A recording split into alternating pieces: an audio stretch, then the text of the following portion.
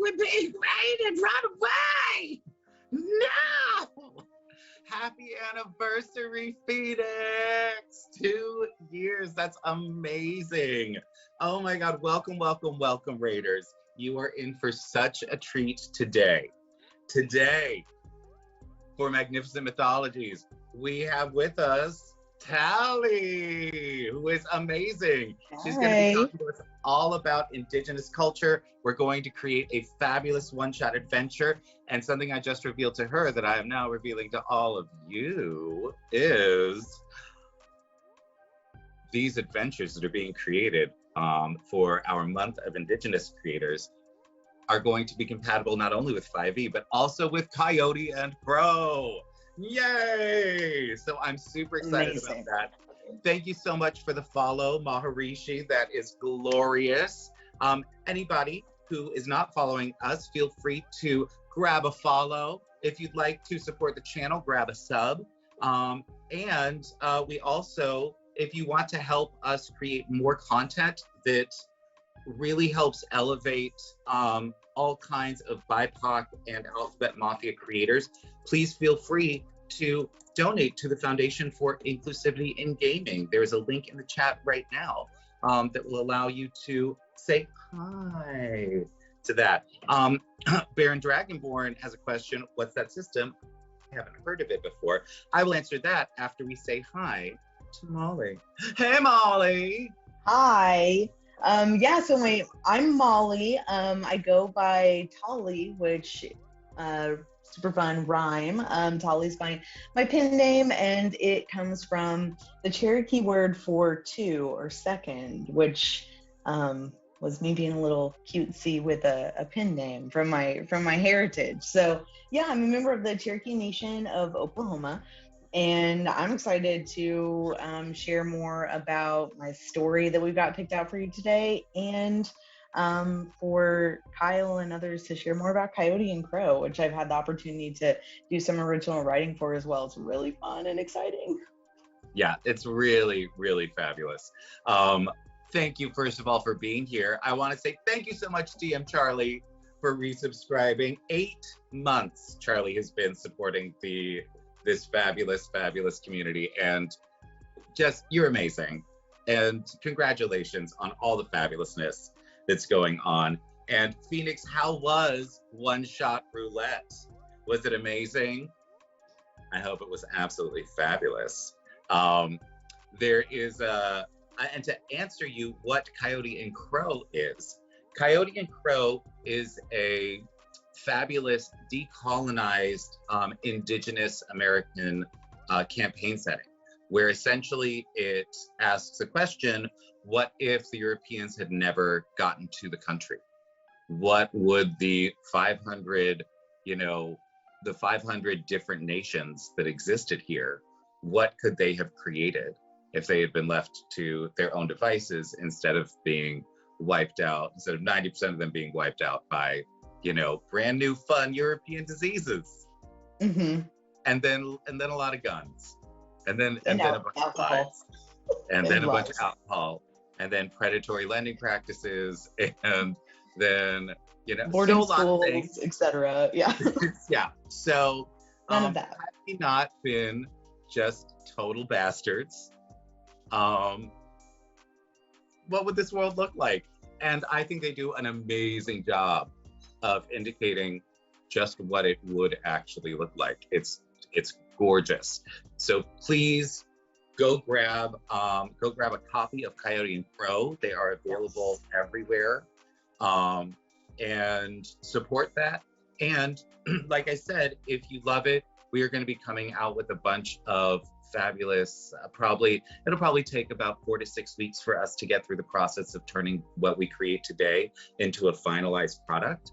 But we will definitely let you all know when all of these are out there, so that you can go and get these fabulous new supplements that are being written. So yay! Very cool. Yes, hit exclamation point raffle if you want some fabulousness from Phoenix Dice. Now, Tally, do you know why we love Phoenix Dice? Tell me why. I don't know. We love Phoenix Dice because they make everything from recycled materials, because they love the world we live in just as much as all the worlds we play in. And if you win Phoenix Dice today, guess what you get? You get any set of dice on their entire platform. Oh my God, anything on the website. You can have it all. That sounds amazing. Yeah, no, they are. They are gorgeous. My personal favorite is the gin set. It is this gorgeous sky blue with golden flecks. It is stunning. Stunning. Oh my God, thank you so much for the subscription, Maharishi. That is glorious. And I would like to shout out our sponsor for today, who is Hero Forge. Hero Forge has been incredibly generous with us, and it's helping us to fund all of the artwork, the layout for all of the magnificent mythologies. Hero Forge is going to be the official sponsor of all of the entire Indigenous month, and I think they're going to be the sponsor also for the entire Latinx month. So that is friggin' glorious. Thank you, thank you, thank you, Hero Forge. Everybody run over to Hero Forge and say thank you by signing up and getting to create fabulous 3D characters. If you, like me, cannot do any sort of visual arts, they are amazing, because in 10 minutes I can take what's in here, a fabulous new character I've created, and put it out into the world so that other people can see it, and it makes me so happy. So yes, thank you to Hero Forge. And now, hey, I want you to tell me a goddamn story. Real quick, I was gonna say I've seen some really amazing Hero Forge characters over in the Coyote and Crow Discord. Yeah. It's amazing. It blows my mind how incredible Hero Forge is at customizing characters that look genuinely like they belong in whatever world, whatever story you create. So really cool stuff. Absolutely. Awesome. There's makes me so happy. Yeah. So this story that we're going to talk about today is has a lot of layers to it, but I know it as the story of the daughter of the sun. Fabulous. It starts with the sun traveling across the sky every day, and right at the center of the sky is where her daughter lives. And she stops there. She stops there every day to see her daughter. Yeah, lunch.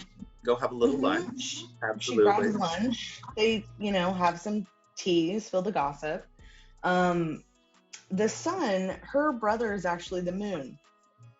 And what happens one night is that she complains to the moon, and she says, I'm really disappointed in my grandchildren, who are the people of the world.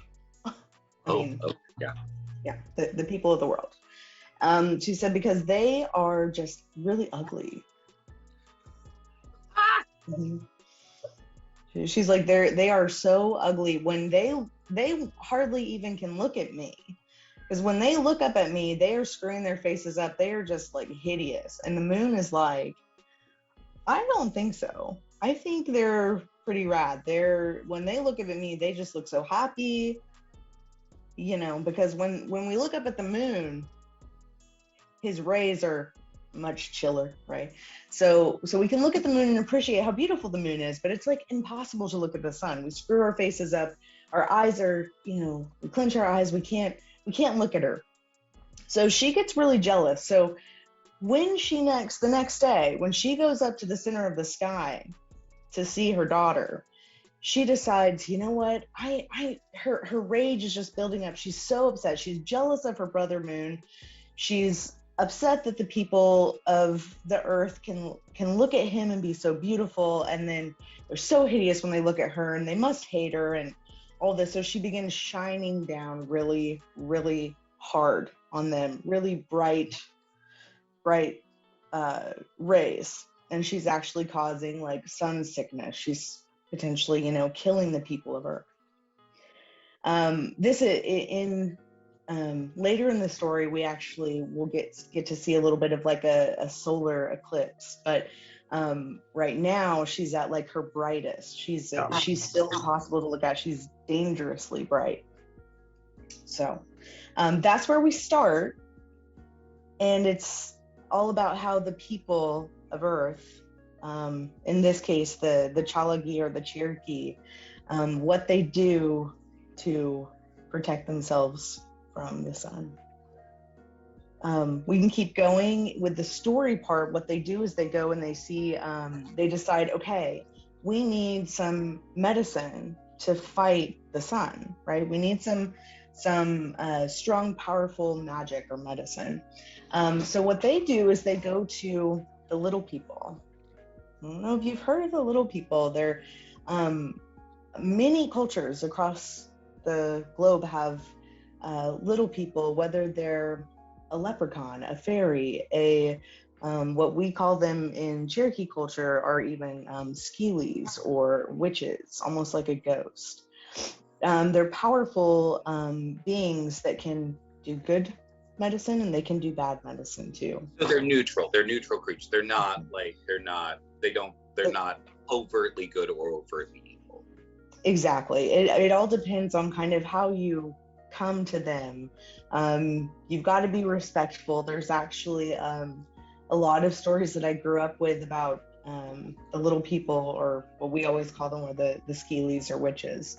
And you don't want to look them in the eye. You want to be incredibly respectful. And you don't want to call them little people at all. So that's why we come up with other names and words for them. So the people of the village. What name do they prefer? Is Skeely the name that they prefer?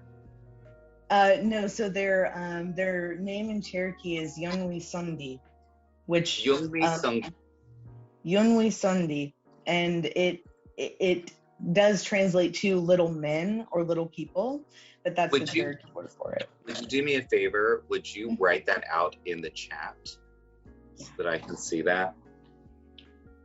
Because I feel like when we get to that portion of the story, I need to know. Definitely. Okay, so we've got these. Now, okay, I have some questions about that. So first of all, first, the sun, when she's saying that people are ugly, she's very specifically referring to the way they scrunch their face up. Yeah, yeah. Okay, so not to any other sort of physical attributes. No, none. Okay. What's the job of the daughter? Like, is she a specific thing, or is she that's just where her house happens to be? She's just she just lives in the sky because she is the daughter of the sun, and that's kind of the main, realm of the sun is the sky. But she is the way I've always seen her portrayed is very like human in nature. Like she is a I wouldn't say, in Cherokee culture, we don't necessarily have like deities. We have these, we have mostly animals and planetary bodies and things like that are the representatives of, creation and different myths and stories. Absolutely. So she's very human in that sense. So she lives up in the sky, and the sun has to see her every day. And does she do anything? Like, does she have like any tasks, or are there any stories that revolve around her in a specific way? I'm trying to get a sense of sort of like what motivations might be had. Yeah. So for the daughter of the sun, there's almost like a sub story in this story as well. In that she is betrothed to a man in the village. He is the greatest hunter of them all, and he becomes kind of like another character in the story when it comes to trying to fix the problem of the sun. But as far as what she does, she's mostly like a catalyst for the sun. Okay. All right. Fabulous. So she's like an NPC. Mm-hmm. Okay. She's not a monster or a player character. She's just that person that stands over there sometimes. Mm-hmm. Okay. Yeah. we do have a fabulous question from chat. Is the sun being the grandmother of humanity a large part of Cherokee beliefs and stories? Yeah, that's really interesting. She is she does relate to like the origins of humans and things like that. One of my actual favorite stories of like myths that I know a bit more of too is like just the creation of the earth, and that does mostly revolve around like the animals who are, you know, the vulture whose great wings, you know, sweeps the earth and creates mountains and valleys, and the water beetle who brings up you know, land from the bottom of the waters, and things like that. Really kind of like in my mind were always really vivid pieces of imagery with like these animals, but then the sun being kind of like the mother of humans. And honestly, the like people are almost like and this will come into play later in the story, but they're almost like these things for the enjoyment of sun and moon and other, you know, larger kind of deity-esque beings, is that they love to see them dance and play, and you know, they get enjoyment from seeing humans like. Yeah. So are they, so this story about the sun sort of paints her as a bit petty. Is this, are most of the sort of heavenly bodies, are they similar to some of like the other pantheons where it's like they've got human foibles, or do they generally rise above that? I would say that they are very human in that way. Like they are very, like, at least the stories that I know, and this is the main story that I know about the sun, but she's very like surface level.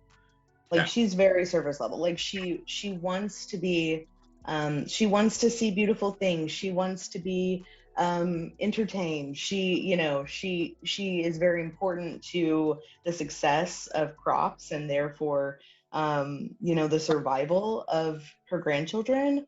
But she is also very yeah, superficial and a little petty. Yeah. Good to know. Good to know. All right.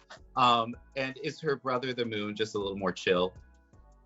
Yeah, and he does stoke the jealousy a bit. He does. So they're real siblings. So. They are real siblings. He knows exactly what he's doing. Yeah. I love it. So now my final question about the sort of family tree is, so is humanity the child of the daughter of the moon? I'm actually not sure. She refers to them as her grandchildren, I think, in terms of like them just being descendants from like the creation of mankind. Yeah.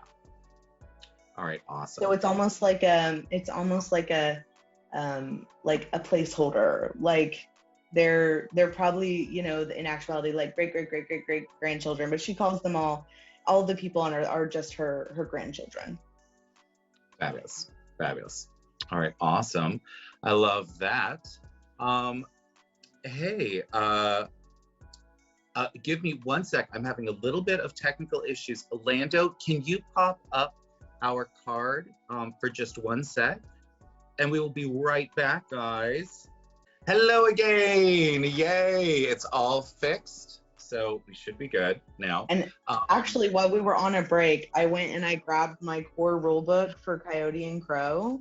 It's gorgeous. Because I wanted people to see how beautiful this art is.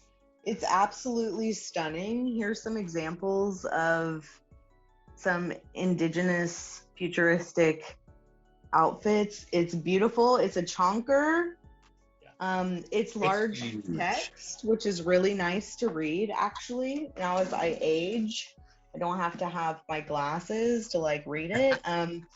But yeah, it's really nice, really beautiful. So I'm stoked that people will get to play some of this adventure in Coyote and Crow as well. Yay! Oh, yeah. So fabulous.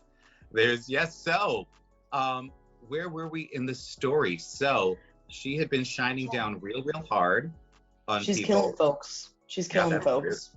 rude. It's not good. So they decide to go to seek out the little people, or the Skili. That's what I'll call them moving forward. So they go and they're looking for the Skili. They get to them. They're like, we need medicine to help us, get rid of this force that is killing us.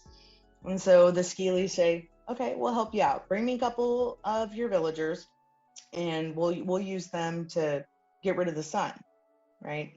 Which sounds super wise, right? Kill the sun, but they're not thinking straight. They're sick from the sun. So 2 villagers volunteer, and the Skili turn them into 2 snakes.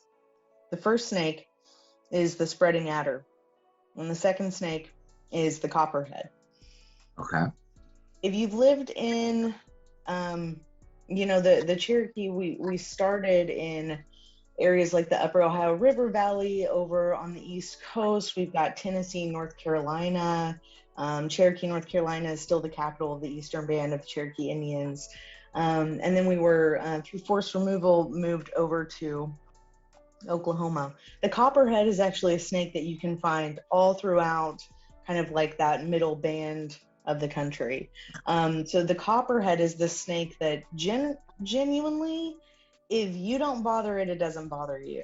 So the copperhead kind of takes its time. It winds up to the house of the daughter of the sun, and he's not really doing his job, right? The sun comes and he just she doesn't see him, she doesn't bother him, he doesn't strike. The spreading adder is way too eager, and he actually rears back and spits, and it does nothing. This is still what the spreading adder does today. He'll rear back and he kind of spits this yellow slime. The sun is literally like, okay, dude, like, that's fine. And then she goes into the house. She's like not impressed. So neither of these snakes is successful. So all right, so the Skili have transformed 2 of the people that went to seek them into snakes. One of them an actually venomous, terrifying snake. Like, I lived in Colorado and we have copperheads over there, and it's not great. They're not great. There is like, their bite won't always kill you, but it definitely is gonna hurt you a lot. It can kill you. Certainly not the most venomous, but you don't want they can be mean if you surprise them. Yeah. They can be, but generally they're if you let them be, they're gonna let you be. Oh yeah, absolutely. Well, that's true of all snakes, But that it's just... I'm anti-snake. So I picked a story with 4 snakes actually. So I don't know how that happened. There's and then we've got an essentially harmless one that puts on a good show. Like all show, no bite. So I feel like we've got a rogue and a bard snake is what we've got right now. That sounds totally accurate, actually. So those snakes they're useless. They come back down. The little people, the Skili, turn them back into the villagers, and they're like, okay, like, the people are like, come on, we need to try this again. And so the Skili are like, hey, bring me your fiercest warrior, and we'll turn that person into a snake that can get the job done. And I mentioned that the daughter of the sun is betrothed to the greatest hunter of the village. Okay. And so he's like, okay, I hear they're asking for this great warrior. Like, I'm gonna go along too. They turned 2 before. Let's turn 2 this time. I need to get up there and see what's going on. So they all go back to the little people, to the Skili, and this time they take this greatest warrior of the people, and he gets turned into Rattlesnake. And then they take the greatest hunter of the people, and he gets turned into a really kind of rad mythological being named Uktina. And I'll put that in the Ooh. chat too. He is, I would say the closest like European equivalent would be a dragon. But what he is a snake as big around as a tree trunk. He has antlers and he has this glowing gem in his forehead. He's like That's incredible. very so that's a little similar to St. Hollow and to Quetzalcoatl. There is when Yes. we did Momo did an adventure all about St. Hollow last week, and one of the things was that St. Hollow has this is like a large snake or a large serpent, and you know has a gem in their forehead. In this case, St. Hollow is also invisible most of the time and only appears to people seeking wisdom who are already wise. And when we looked it up, Quetzalcoatl is also, you know, the flying serpent that brings wisdom. So I'm wondering, is this another form of that serpent, or is this would this be like a brother too? Yeah, that's interesting. So we'll see soon that he kind of has a different path to him. So we've got Rattlesnake, we've got Uktina, who very much sounds like an analog or family member type of the Quetzalcoatl, or what was the other one? The reason St. Hollow, which is a Chickasaw myth, there is the reason I'm asking is because if we're going to have like straight up Native American dragons, you know, like I feel like that would be absolutely fabulous. And if the one, and I know that like in Coyote and Crow, there's like the wisdom stat, and then there's also a strength stat. So is this the strength dragon, and then that's the wisdom dragon? And I'm just thinking mostly for marketing purposes, like the whole like, oh, are we going to introduce like 7 dragons, you know, from different tribes that all have to do with different stat? And there's very much, like I mentioned before, there's really the opportunity with this story when you're thinking about it in like a TTRPG setting for it to go, you can really follow a lot of different paths, and Uktina's path would be another one, like another little, you know, tributary of the story that you could really follow and go down. And he is he's got a lot of feelings, which we'll get to. So we've got the crazy good warrior, we've got the crazy good hunter, we've got Rattlesnake, and we've got Uktina. And now the Skeely have created them and given, made these 2 additional beings in the universe. The Rattlesnake, let me pull up my notes. So, I mean, I have never, my experience with rattlesnakes is that I remember going to this, like the best zoo I've ever been to is in Omaha, and they have this whole rattlesnake like den at one of their like big geodesic dome enclosures. And it's maybe the most like stress I've ever felt in my life is walking by like it must have been 50 or 60 rattlesnakes in this enclosure. And I was like, this is too much. They're incredibly fast. They're so fast. They do like to give you a warning with their rattle. We'll get to that. But they're very this warrior was very eager to prove himself, and he saw these first 2 beings, these first 2 snakes who were men from the village. He saw them fail, and so he very eagerly rushes up to the daughter of the sun's home. And what happens is when the sun approaches, her daughter opens the door to greet her. The rattlesnake, in his eagerness, strikes out and bites the daughter of the sun instead of the sun, who isn't quite there. So the daughter of the sun, this innocent, in a lot of ways, this innocent NPC, she dies. Oh, just straight up, doesn't get sick, just straight up dies. Okay. She dies.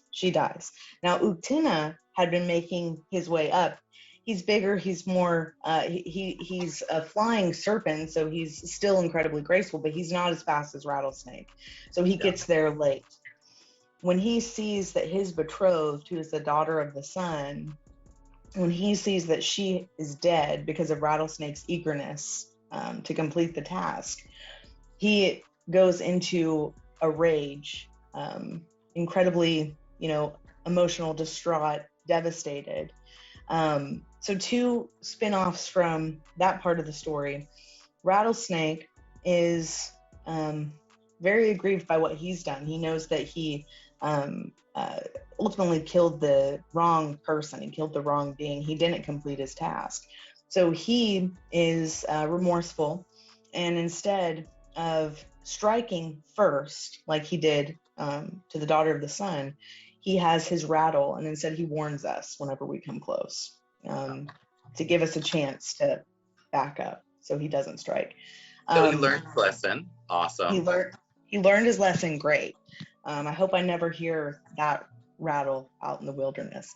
So as somebody that has heard that rattle out in the wilderness, it is it's one of those things where it is difficult to figure out because it seems so out of place. Because if you've ever heard like a maraca or some other sort of type of instrument like that, sounds like an instrument now associated with, right? Yeah. Like, so it's like, why is there a fucking maraca out? And then, oh shit. Why is there a band? And the thing is that most people, if they don't like snakes, will start like jumping around, and that'll just aggravate the snake and they'll strike. And it's like, nope, you just stay as calm as possible and you just look around to see where the snake is, and then you slowly back away. And so he's giving you the opportunity to save yourself and not like piss him off further.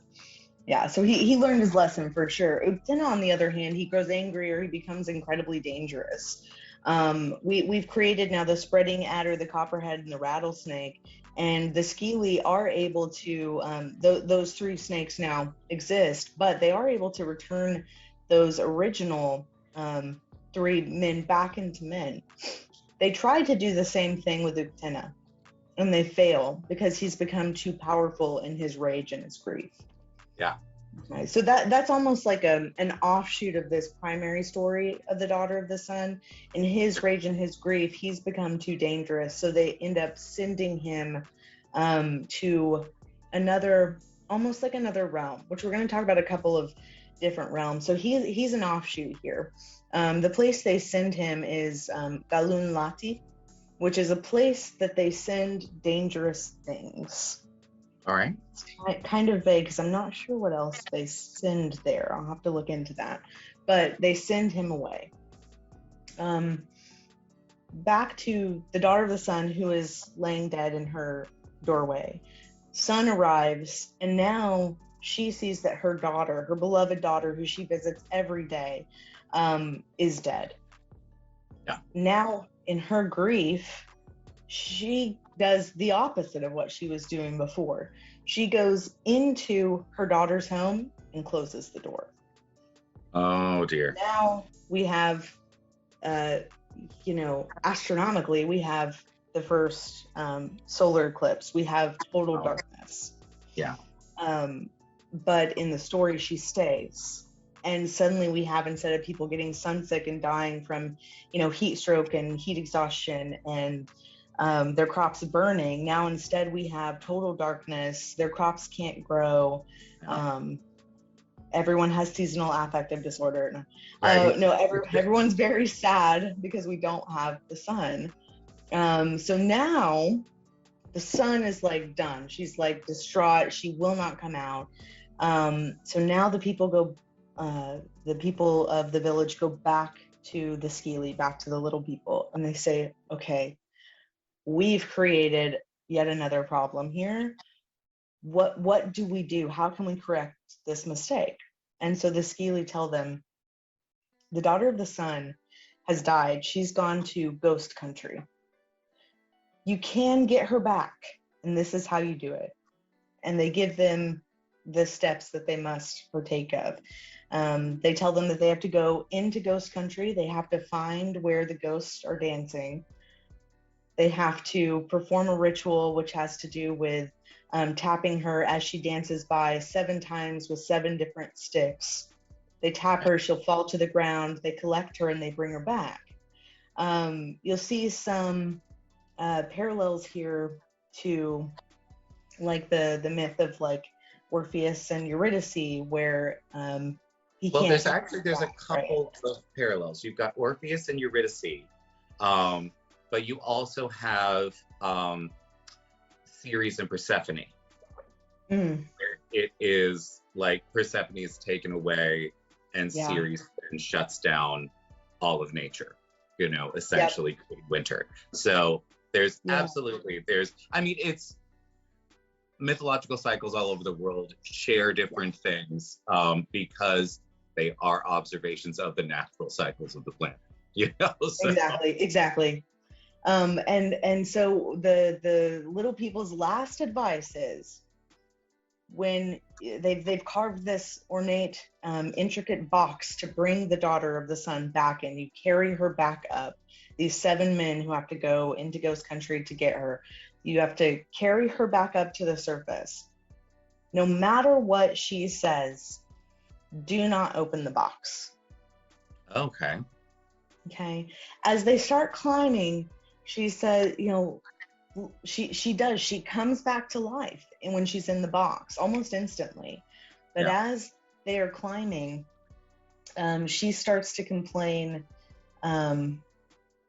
First, she just wants to be let out. She wants to be let me out. And then she starts complaining, I'm hungry, please give me some food, please, I need water, please give me something to drink.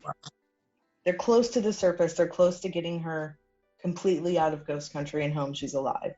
Finally, she starts complaining, crying, I'm smothering. I cannot breathe. Please open the box so that I can breathe. Right?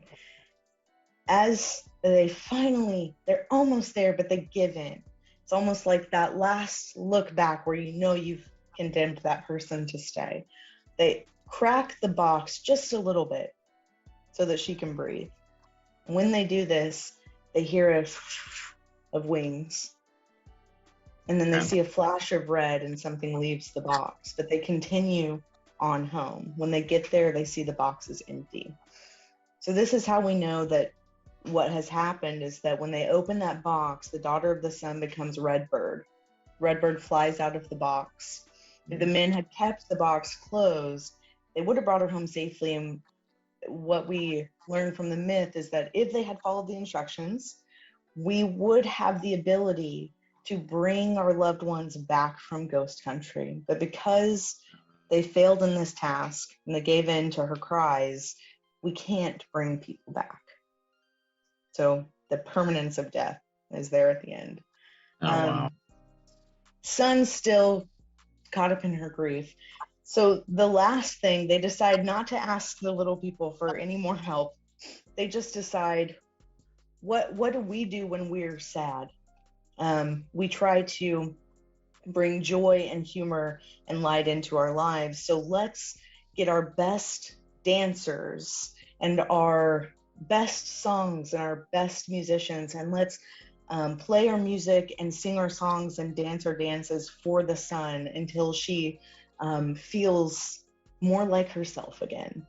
So what happens is they go and they perform for her, and the sun peeks back out, and when she sees them being beautiful and playing so beautifully, dancing wonderfully, and singing these amazing songs, she comes back out and she forgets her grief.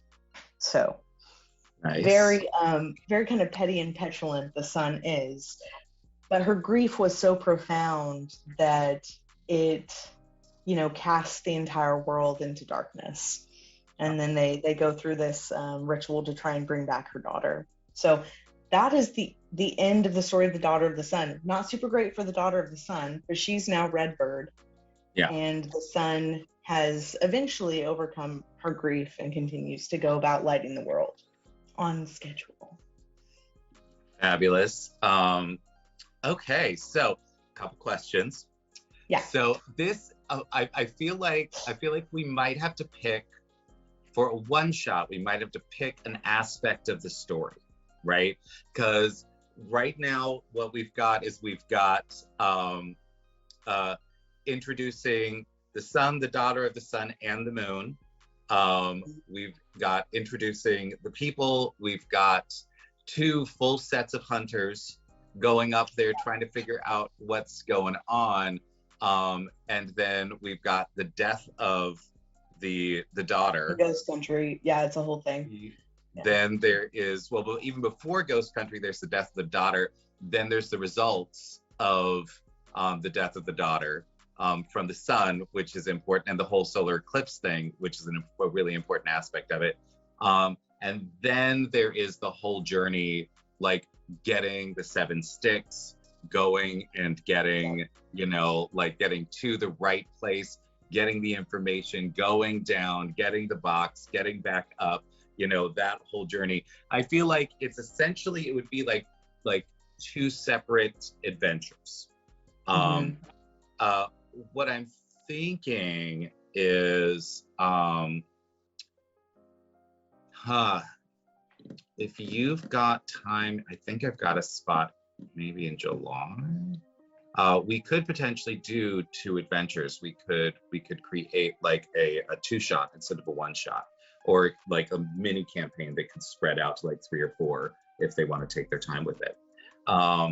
Sure. So today, which of those aspects do you think we should focus on? The grander aspect of the sun and the moon and the daughter of the sun, or the retrieval of a greatly loved person from the underworld? That's really interesting. I think I have a lot of notes about interactions with the Skili, with the little people, but that could go either way. It could go those interactions to, you know, create the serpents who go up into the sky, or it could be to you know, enticing them to help you retrieve someone from Ghost Country. I could go either way with it. Absolutely. I think why don't we concentrate, because one thing that we haven't done is essentially so far we haven't done an adventure where it's like there's essentially no way to win, that you then have to, like, where it's like what you're doing is creating a situation where essentially you've now created a dragon, and like ending the adventure with the dragon telling you something like, you need to go retrieve my love or I will destroy your village, you know, type thing, you know. Sure. So it's like oh yeah, it's like you've either got to face this dragon who's like incredibly powerful and vengeful and rageful right now, or you've got to go into like the literal underworld and try and bring the person he loves back. I'm in. I think that sounds great. I think that would be super cool. All right, cool. Let me see. There is I think let me see. So I'm wondering how we want to start that. First off, I sent you over the actual outline, right? Okay. Did I? I don't think so. That too? Maybe you did and I missed it. Lando, will you send the outline over to Tally, please? I forgot to do that because I'm a bad person. That's quite all right. There is let me see if we've got anything fabulous in chat.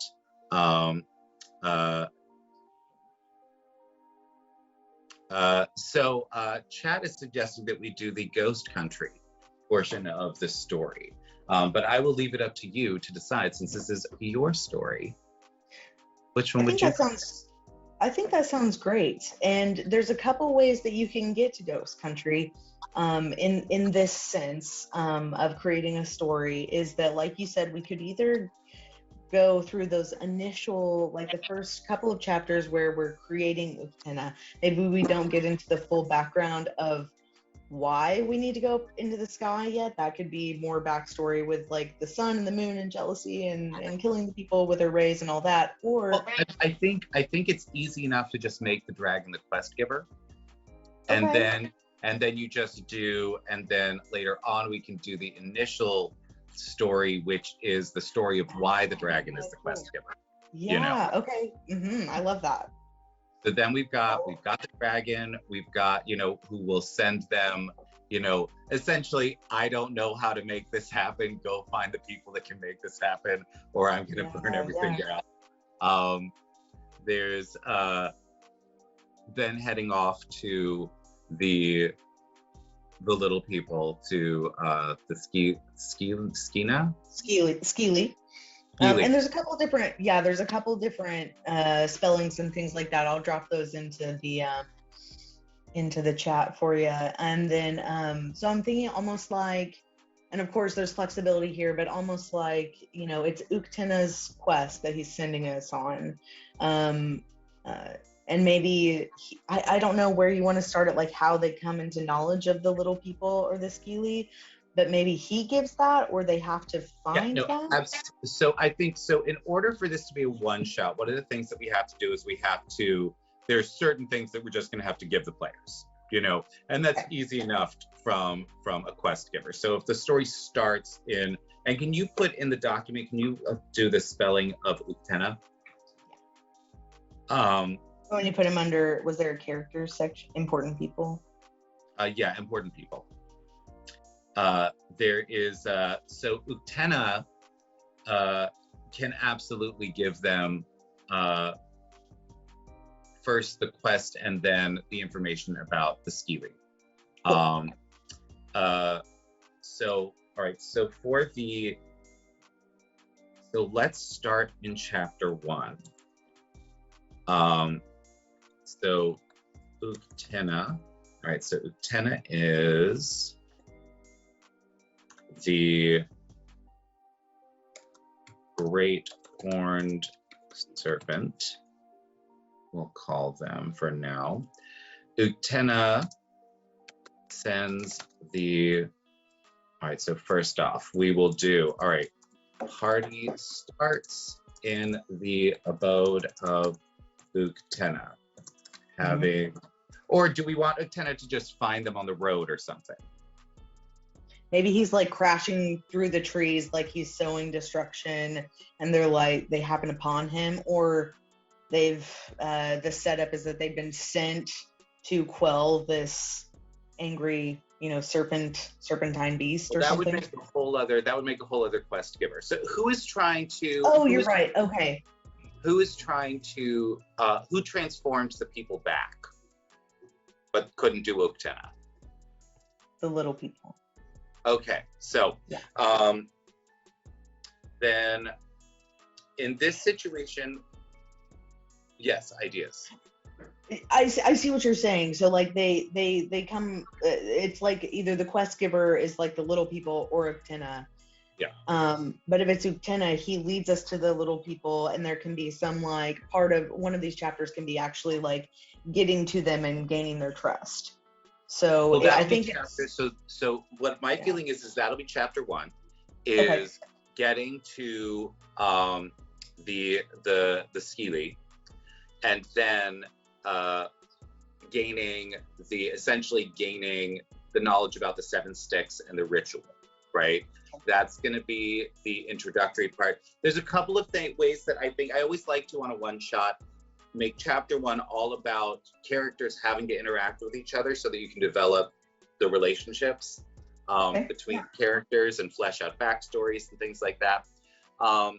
So what I'm thinking is that each character, there can be a number of sticks that they need to go get. Mm-hmm. And maybe not all 7 of them, but do something like however many characters there are below 7, that's how many sticks the Skeely don't have, that the characters then need to go into the forest to find. And that way, each stick can be set up specifically to be found by a character and offer that character challenges for their individual person, but it shows that there is, it'll sort of give, first of all, it'll give the storyteller, the DM, a way to sort of identify who's at their table without doing like a big long screed about what's going on, allowing them to just see, how do you interact with dice rolls, how do you interact if you're on your own, what's your sort of play style, all that kind of stuff. And then they come back, and at that point, then we could totally make a thing where the Skeely demand a story from them. Love that. As, you know, as payment for the rest of the sticks. And they have to tell, each of them has to tell the story of how they got the stick. And the better the story is, you know, the more the Skeely enjoy it, or something like that, you know. Love that, because storytelling and like laughter and things like that are such key components of like so many indigenous cultures, but certainly ours. Absolutely. Absolutely. Love that. There's and then chapter 2 can be the journey to the underworld and the land of spirits. So it'll be the ceremony, like actually going and finding the spot where the spirits, where the ghosts gather, and doing the ceremony, and then actually getting down into the underworld. And that can be set up sort of as like a puzzle, so that the encounter for that chapter can be like a puzzle. How do you identify which ghost it is? Like, do they all look the same? You know, like what's the outstanding feature on it? And then how do you actually get, you know, how do you tap this ghost 7 times before they disappear, type thing. Awesome. And then once they get through that encounter and get down into the underworld, then it's the negotiation about the box, and then the trials, you know, of getting back. And for that, I think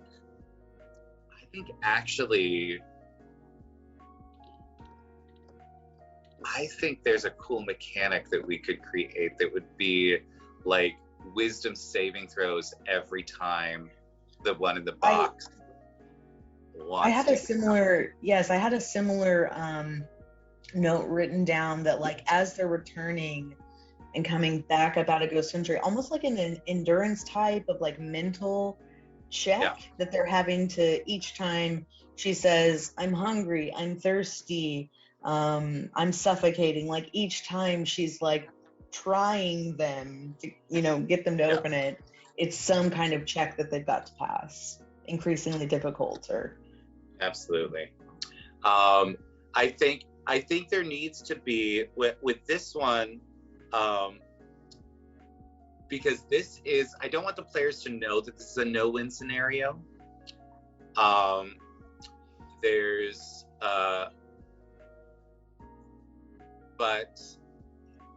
I want them to have the belief that they could win, but also it needs to have at the end of it some sort of resolution that allows the players to feel like they did something, you know? So that it's not just, we tried so hard, we went through all of this stuff and still we didn't succeed, you know? So what does the red bird mean at the end then? Because like she, like either you bring her back successfully, which we're, you know, they won't, or you get this red bird who's like this beautiful symbol of, you know, the sun's daughter, a beautiful bird, a bird that's, you know, its plumage is just almost like a symbol of hope, like that bright red color, inspiring type of look.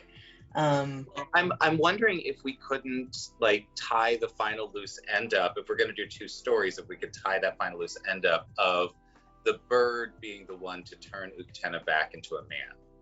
That there is, you know, where it's not just the bird flies off, it's that the bird, like there can be a final scene where the bird like maybe like touches the crystal on the dragon's head, On and his that forehead. separates out the spirit of Uktena from the now very powerful horned serpent. Right.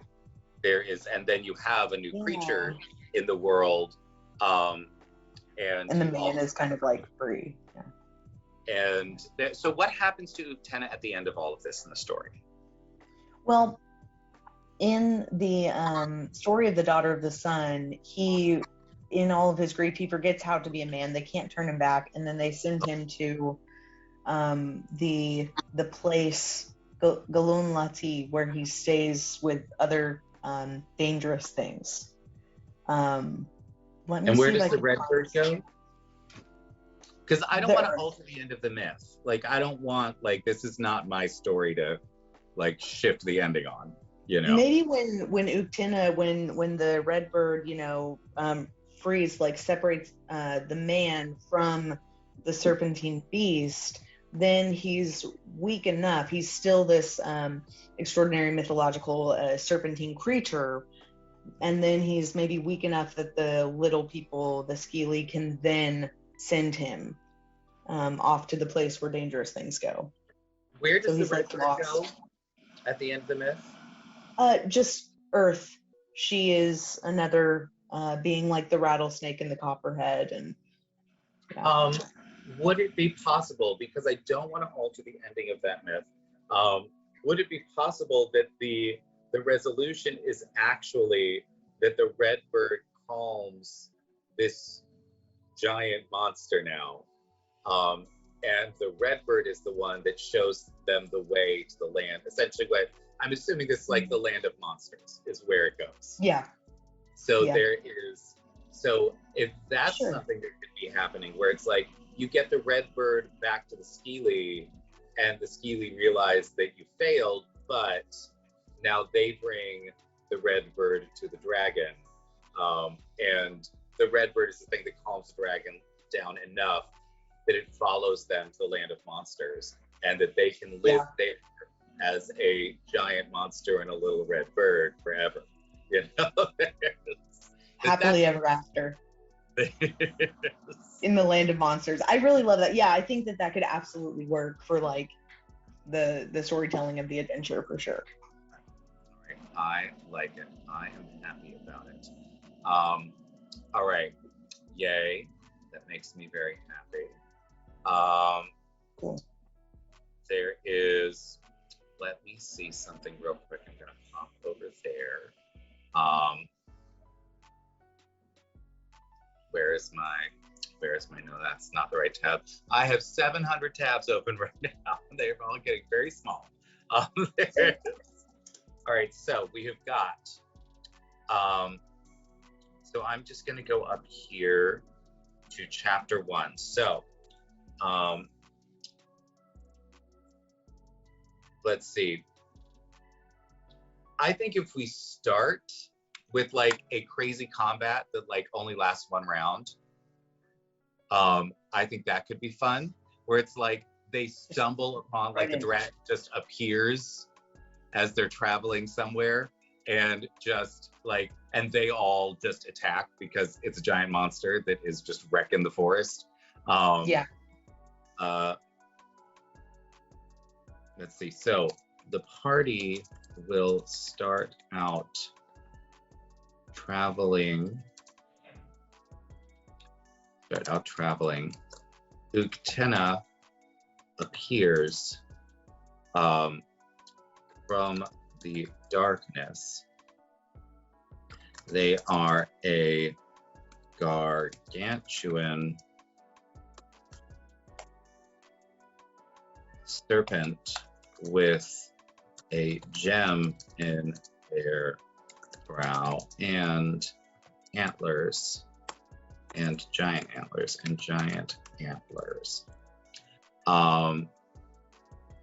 I'm definitely going to put in here the brother of St. Hollow. Nice. Love it. I will also say I'm reading more about the Gulunlati, and it is almost like, it's certainly a place that they could send dangerous things, but it's almost like a sacred realm too. Okay. Almost Fabulous. like a heaven or like Valhalla type of situation. So it's definitely a place where like these greater magical beings that are really powerful kind of reside and can be sent to.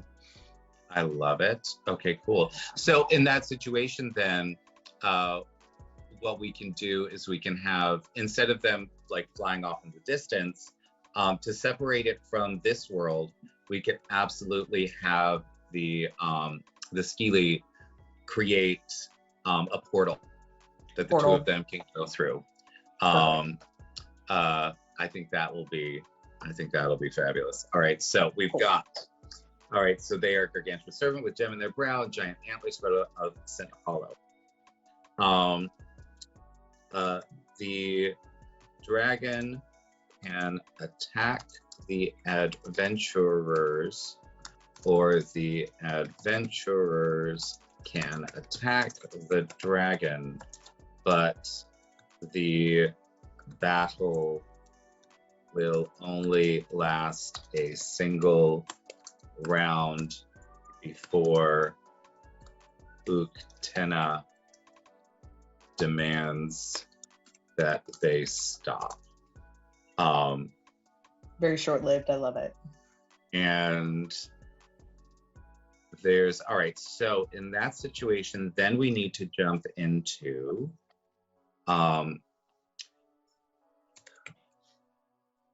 Uktena will explain that they have lost. And do you have like a copy of this adventure that you like? Not the adventure, the story. The story? Yeah, I have a couple different versions of it, and then I kind of wrote up one that's kind of like an amalgamation of. Awesome. If you could shoot that over to me, I'd like to include that in the book so that there is sort of a background for them to look at.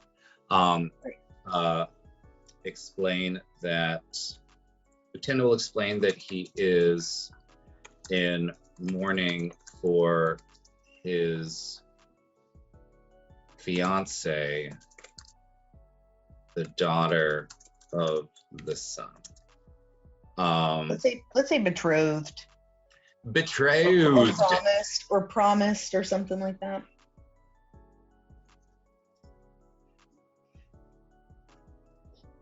Is promised. Mourning for his promised, the daughter of the sun. He will demand that the adventurers find a way to reunite them, or Uktena will destroy the entire countryside. And as many here. And then let's put in a DM's speech box. DM will read or paraphrase. And what is the tone of Uktena? Like, are they arrogant? Are they kind? No. Are they... I would say he is, because he did, he was a hunter, so he's a provider. He's genuine. He genuinely loved her. I would say he's just very sad. And because he's now in this like powerful body, he kind of is almost out of control. So he's still trying to, like, the man and fabulous. So is first of all, thank you so much, No Fame, for coming in and joining us for Magnificent Mythologies. Everybody that just came in, hit !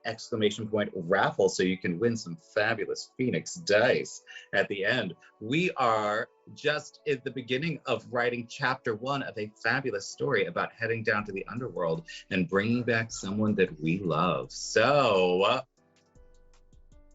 come and join. Please ask all of the fabulous questions that you have about all of this.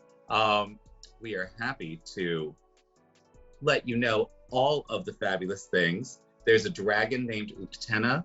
There are witches named the Skeely. There's ghosts and ceremonies and a little red bird in a box. So jump up in there. And thank you so much for the follow, Cat Play and Doug Dieter. That's fabulous. Now, let us see. We have got all kinds of stuff to do over here. So we're going to do these things. All right. So we are writing a little thing for the DM right now. So I feel like Uktena, like from what you've told me, like Uktena is a great warrior, but like you haven't told me anything that indicates that he's mean or cruel or anything. So he might be angry, but I feel like there would be a kindness behind it as well. Like he's a provider and a supporter. I think so too. And one of the things that pretty much at any point when you look in this story, like grief is such a big part of like the motivation of multiple characters. So like he's grieving, and we all grieve in different ways. For him, because he's in this this dragon-like body, he is causing mass destruction. He's a problem. But he's just sad. He's grieving. Fabulous. All right. So I think he would be earnest.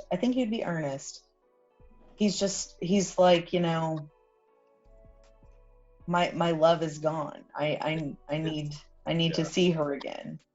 Too much there. I lose love and now am attacked without provocation by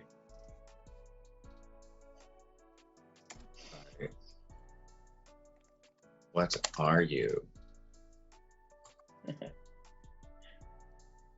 Are you journeyman? What would an apprentice be called?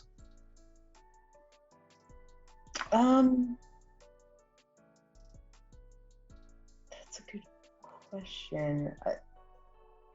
If you want to leave it as apprentice, huh? What? Just hey you.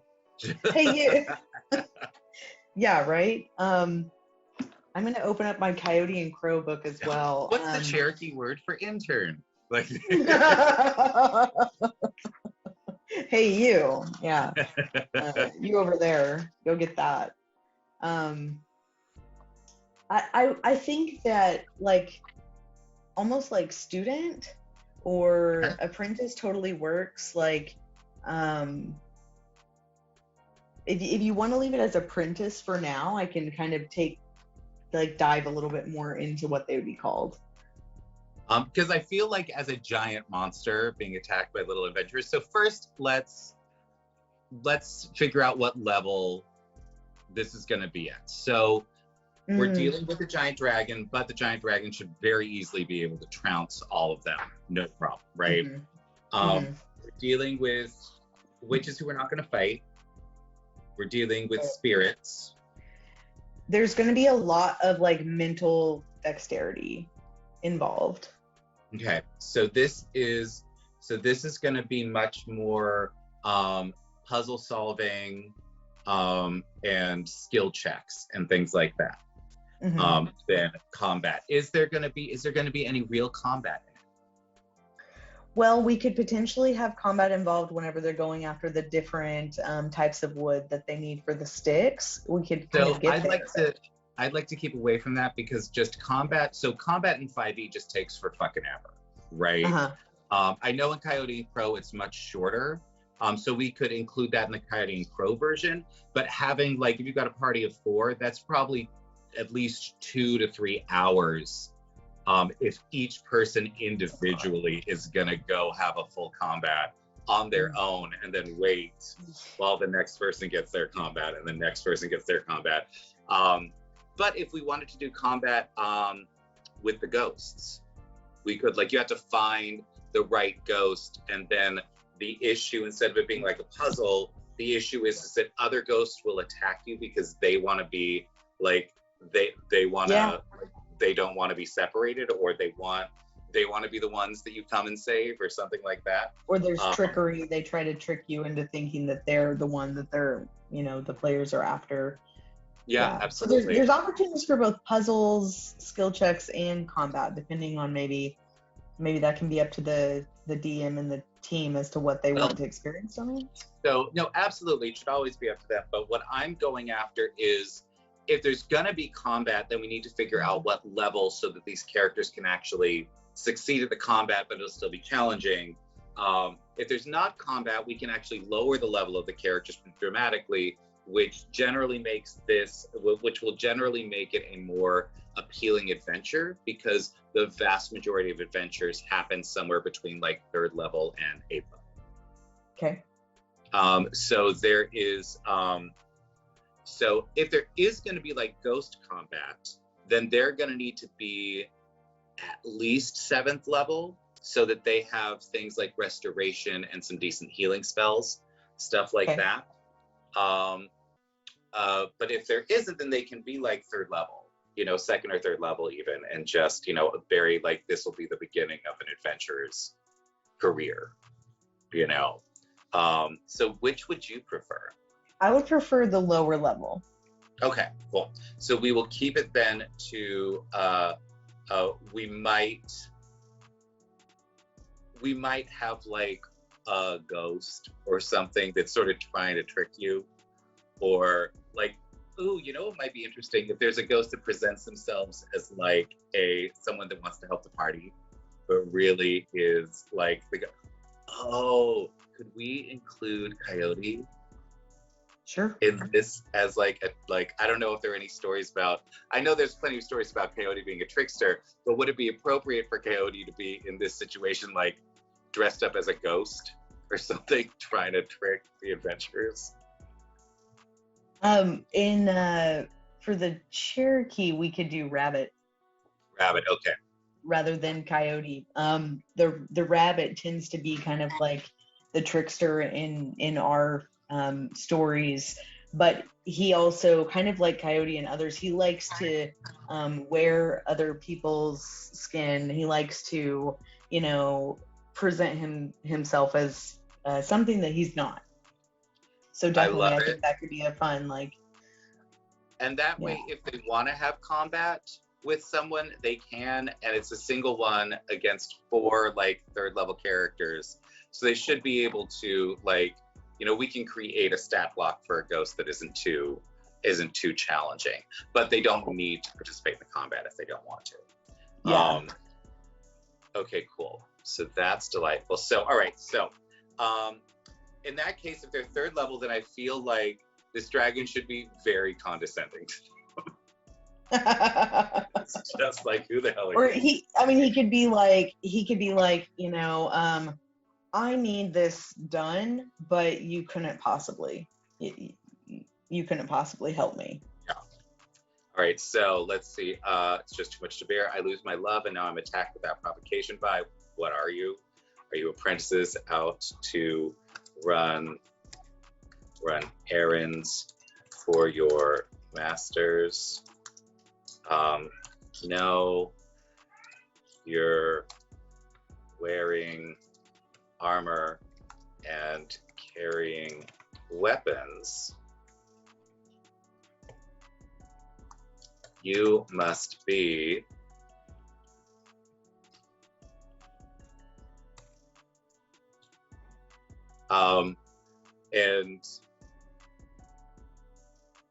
let's see. No, you're wearing armor and carrying weapons. It can't possibly be No. Well, let's see. And then Uktena flicks their talon. And does Uktena have arms in this form? I have a picture pulled up. Let me see. Because that will definitely be, that's something good to know when describing. No, but antlers. So, okay. Maybe he could use his antlers. Uktena. And tosses his head and flicks, gently tosses their head and uses their antlers to throw the entire party 30 feet away. That's hilarious. I love that. You can't possibly be adventurers. Can't possibly be adventurers. You're not nearly strong enough to do what is necessary. Yeah. Even I have failed, and I am the most powerful beast in the land.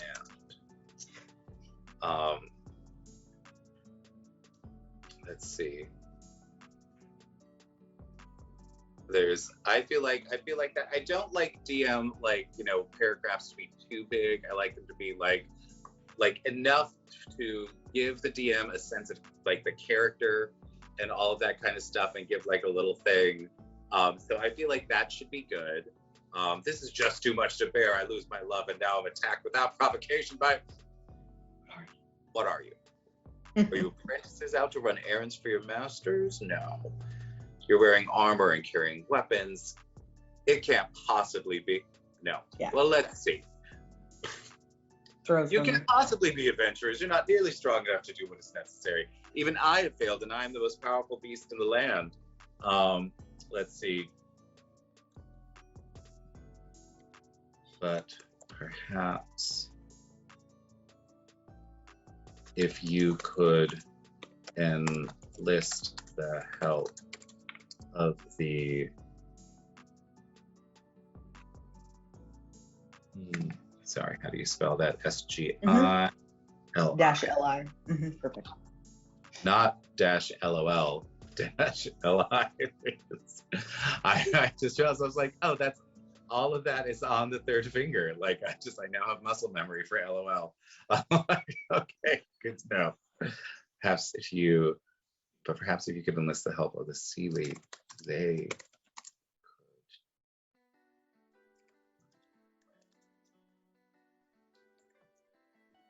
You will do this. You will do this for me, or I will rend the very mountains from their roots. I feel like that's evocative enough. Yeah, love it. All right. Then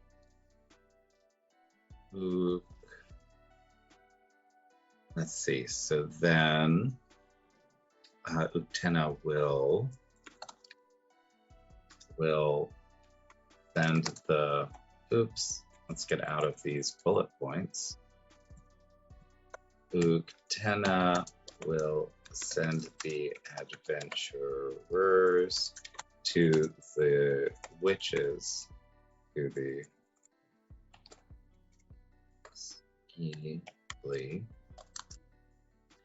if the adventurers refuse, they can try to battle. Oh no. All right, so let me see. So introduction. We're gonna do a thing where we do an introduction here. This adventure is balanced for a party of 4 third level adventurers. So they should all. Who's the one? Which is the class that doesn't get their sort of subclass until level 4? Is that monks? That's a question for the audience. I cannot remember. But most of them will have, at that point, most of them will actually have their subclasses, so they'll get a cute little something there. So that's delightful. All right, cool. So we've got a fabulous dragony thing happening. We have now sent them off to jump into the delightfulness that is finding these fabulous Skili. I'm gonna say, I feel like that encounter, like sitting down at a table, having that encounter, and chatting with the dragon will probably take about half an hour in playtime, would be my guess. Which means that is the overall goal to be around like 3 to 4? About 3 to 4 hours, is the goal. If it goes over that, that's fine. And people obviously can split this into like 2 sessions if they want, or things like that. But yeah, making sure that it's actually something that can be run effectively in one shot is always a thing. So we are at about an hour and a half. So what I'd like to do is I'd like to take a little break right now as we are jumping in, so that we can, everybody in the chat, make sure that you go grab something to hydrate yourself with, stand up, take a stretch. If you're at work, go, go say something nice to one of your coworkers. If they're total bastards, then, just don't encourage. Just avoid their terrible behavior. But if you work with people that you like, just go say hi. Go say, hey, you're doing a good job. I'm gonna go appease my cat so they stop like scratching at the door, as we do. Important. I love that. And don't forget to enter the raffle for the Phoenix Dice. So hit !raffle to win some Phoenix Dice at the end of the episode. And while we are away, be delightful to yourself and to everybody else. And we will see you in just a few moments.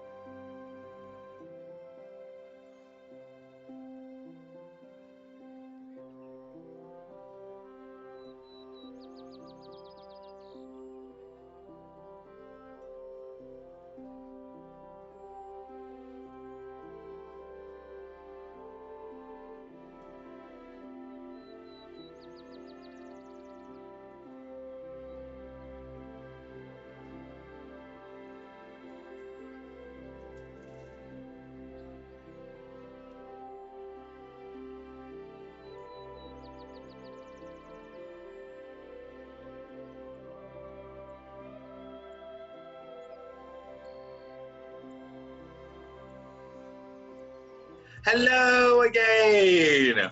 I hope you said something nice to your coworkers. I feel like that's important. I want to say something nice to one of my coworkers. Let's put some L's in the chat for Lando for creating these fabulous overlays and running all the stuff back in the backstage area of the stream.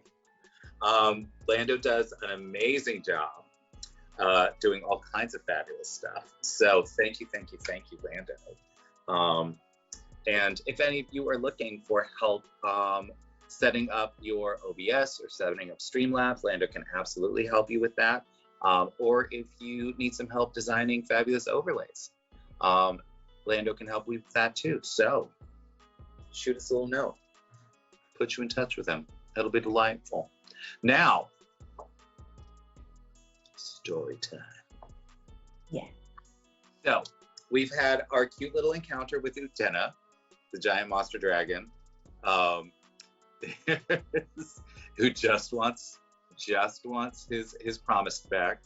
It's totally casual, like threw everyone 30 feet through the air, as one does. Right. I mean, as an adventurer, you need to be prepared to sometimes be thrown up against a tree. Like it's just part of it. Like you can't complain. Wear padded breeches so you can have a soft landing. Exactly. Now I want an outfit that literally has like a pillow tied to your butt.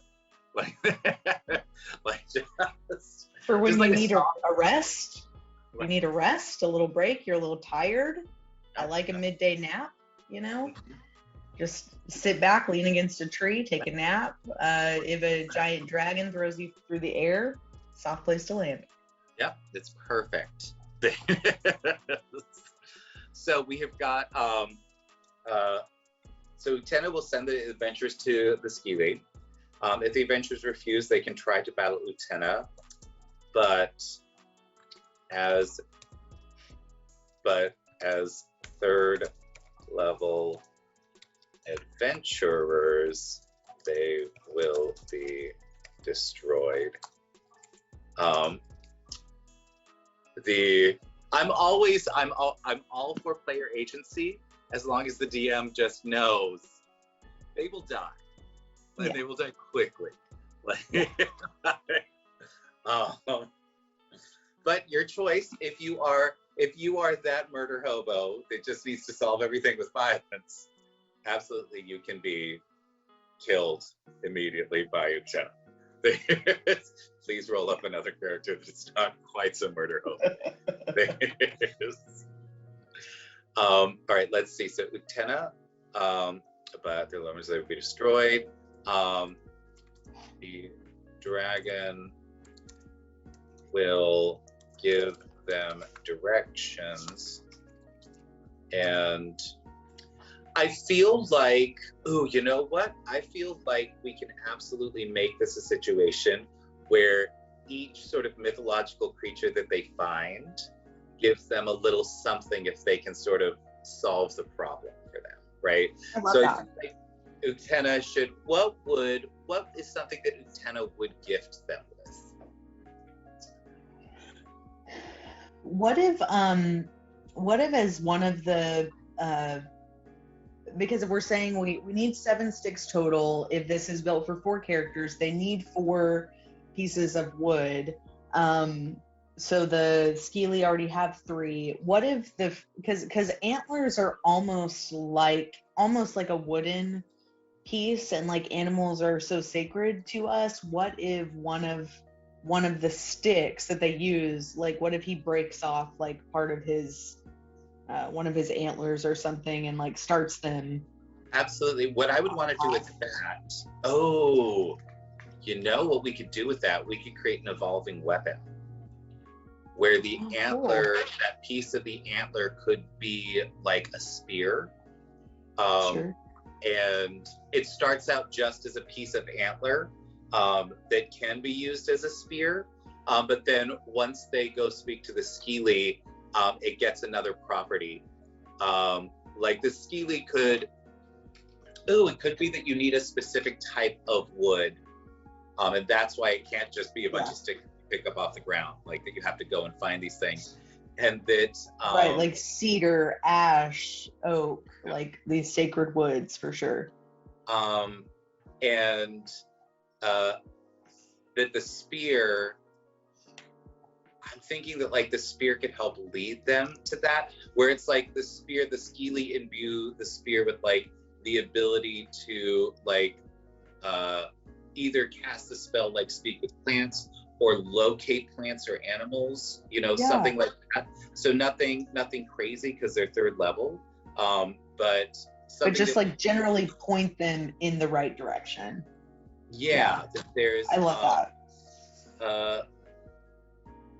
There's and then when they get to Rabbit, you know, Rabbit, if they like, we could create a situation where Rabbit sort of gives them, like, tries to trick them, and if they solve Rabbit or if they appease Rabbit in some way, then Rabbit can give them an additional thing that'll like help them in the underworld, you know.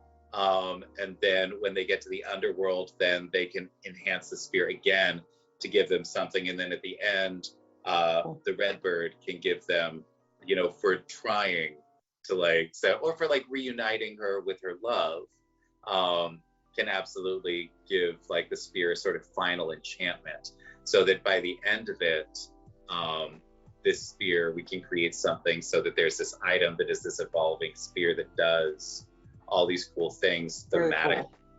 Cool.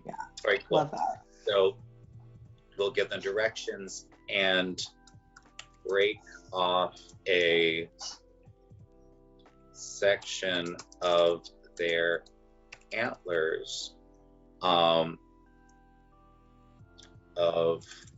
one of their antlers, break off a section of one of their antlers that can be used in the ritual in Ghost Country. Cool. There we go. All right, fabulous. So we've got that. Now we need to get them over there. Let's see. All right, so now we have to get to the Skeelies. So the adventurers make their way to the Skeely with the antler piece in tow. As they get the Skeely, so they it is required that they are given respect, right? What happens if they're not? So in Cherokee lore, the Skeely should not be looked upon. They're kind of like there's different there's different types of stories wherein there's stories that I heard from my dad growing up about, you know, real people that he knew or his dad knew, who maybe were involved with or knew secrets of the Skeely, or saw magic in action when they shouldn't have, or different things. And as a result, either the person using that power or the person who saw the power would pass away, like the ultimate kind of like you know, result. Straight up kill you. Yeah. So, and they don't actually, it's not it's almost like if you think about it in terms of, okay, if this is a legend or a piece of lore that like for whatever reason is perpetuated in storytelling down the line, what happens? The lore is that if you look upon them directly, or if you anger them in some way, you will subsequently, like, you may return home, but you will die later, like within, you know, 7 days or something like that. What is that? That's fear, that's anxiety, that's a heart condition, you know, it's something that's causing a significant amount of stress and leading to death. So like, how do you turn that into like a magical component in the story? I think the way to do that is to force an existential spiritual crisis where you are now being shown something that is beyond the reality that you understand, and it breaks your brain. So, and in that way, then, you know, then people will pass away because it's just too much. Like literally, like you might forget to eat, you know, or drink because all you can think about is just this, like what you have witnessed. So I think what I'd like to do thematically, just sort of like create that situation, without somebody necessarily having to understand all of the intricacies of the lore surrounding them, is if these are that they appear as women who are veiled. Okay. Women or men, or non-binary who are veiled. Veiled beings. And if you try to lift their veil, or if you ask them to lift their veil or something like that, then when you look upon them, it creates insanity. And there is essentially, you know, they hold the secrets of the world behind the world we see. And knowing, I think the best story that sort of jumps out at me with that is H.P. Lovecraft. There's a story that he wrote that was, or no, it wasn't him. It was somebody met several decades later wrote a story in the style of H.P. Lovecraft. It was in an anthology that I read, where it was all about how, like, just behind the world, there are all of these monsters that don't care if you live or die. They're just there, you know, and perhaps this is like seeing into the heaven of the monsters, you know, where you see that they exist in a different plane and you need to like to get there, but all of the horrors that exist there alongside all the most beautiful creatures, you know, as well, that there is, that they all exist. In the story, what it was is that I believe it was it Nyarlathotep? No, it might have been Yog-Sothoth, who is sort of the unnamed creature that's no real shape, but is constantly trying to get into the world. And the way that they would get into the world is when random things would come together in just the right perspective. So like as you're walking past a tree, as the lines that make up all the leaves like shift suddenly, it would come into perspective, and it would be there in the connecting lines of the tree outlined, looking at you, trying to get in, and you would have to pull away immediately. And then you would like, and the people that got assaulted by this, what they would see is this thing getting closer and closer and closer and closer to them in like the cracks in a sidewalk and like the slats in a fence, or just the way the grass is like blowing. And so they all ended up in like rooms where they would constantly be painting the entire room white over and over and over again. So there's never a crack in the paint and they can't see anything else. It's just completely blank. I feel like that could absolutely be sort of the feeling of that, where it's like you now see everything that exists behind the world, and it's just too much, you know? Yeah. All right, cool. Absolutely. The adventurers make their way to Sealy with the antler piece in tow.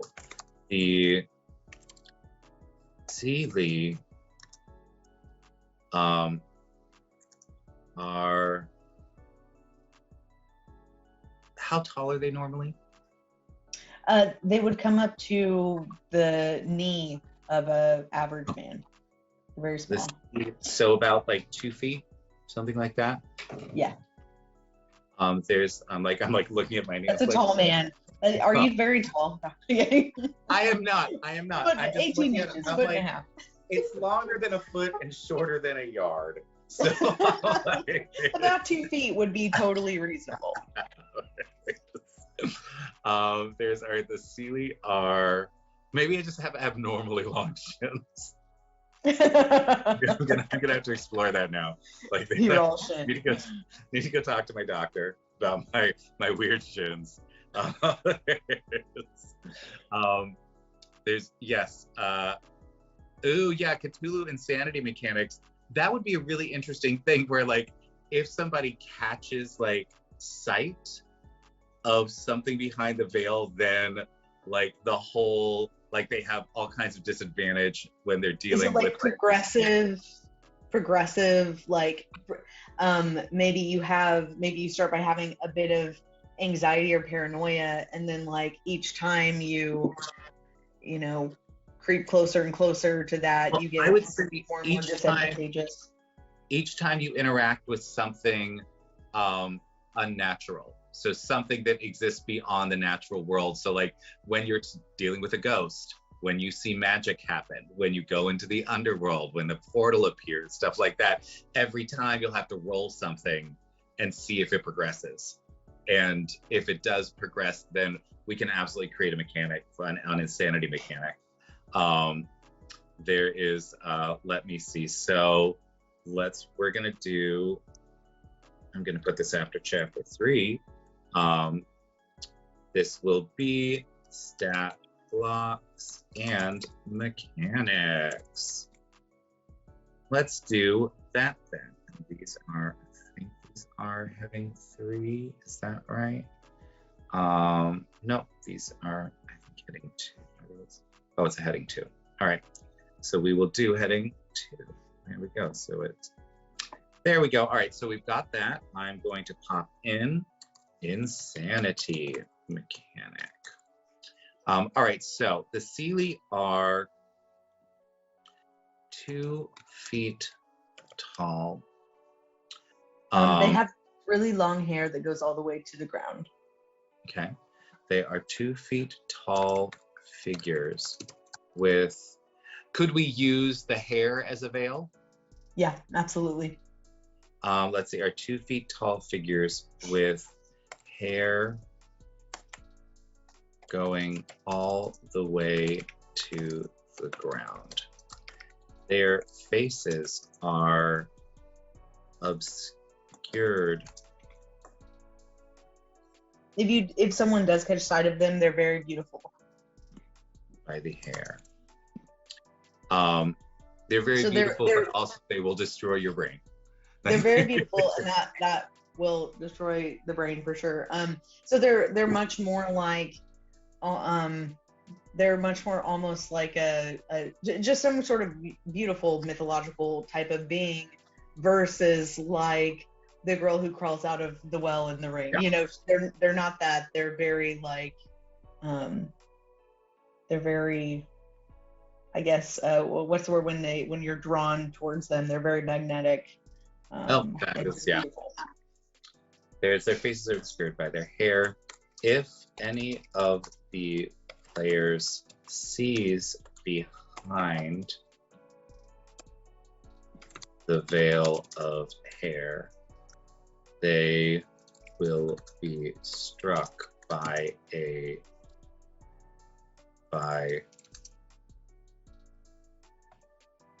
type of insanity that forces them to see into, what's the realm of the monsters? Let me spell it right for you here.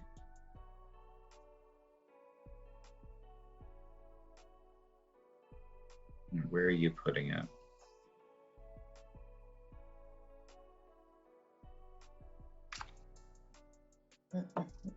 Let's see. Yes, absolutely. Hi, Alec. I hope you're feeling fabulous, Alec.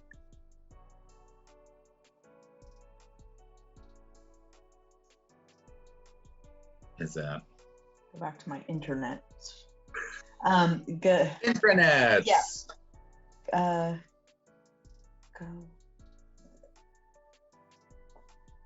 I want to make sure I spell it right. I'll drop it in there for you. If you just want to put in brackets like realm, I think it's Galunlati, but I want to spell it right.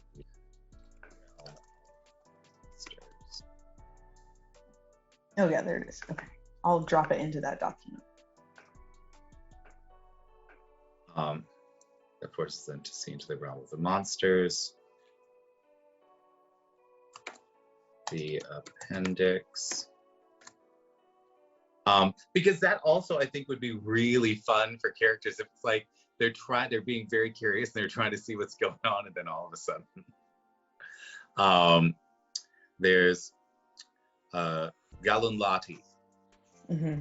All right, fabulous. There's they're trying to see things, and then the whole adventure, like if they all see behind the hair, then the whole adventure becomes about who's going crazy first, you know? Yeah. Who's got to stop the box. I love an aspect of madness to any story, so I really like that. Absolutely, super fun. And I think it sets it up really, like when we do the insanity mechanic, we can set it up really well, really strongly, so that it's all about seeing into that realm, and that like they would not have been as susceptible to it had they not been assaulted by a giant monster at the beginning of the story. You know, it's like, oh my God, there's more of them.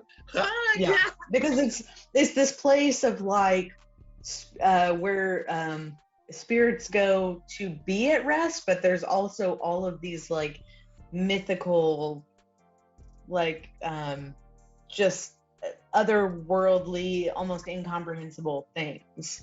Yeah. So yeah, that would drive a person quite mad. All right, so they'll be struck by a type of insanity that forces them to see into the realm of the monsters. Let's see, it's see behind the veil of their hair. Forces them to see into the realm of the monster. Though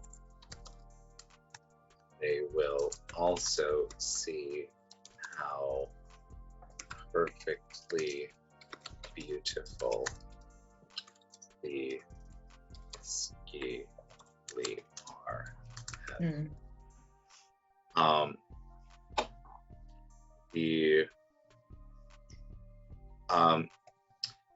If at any point an adventurer is disrespectful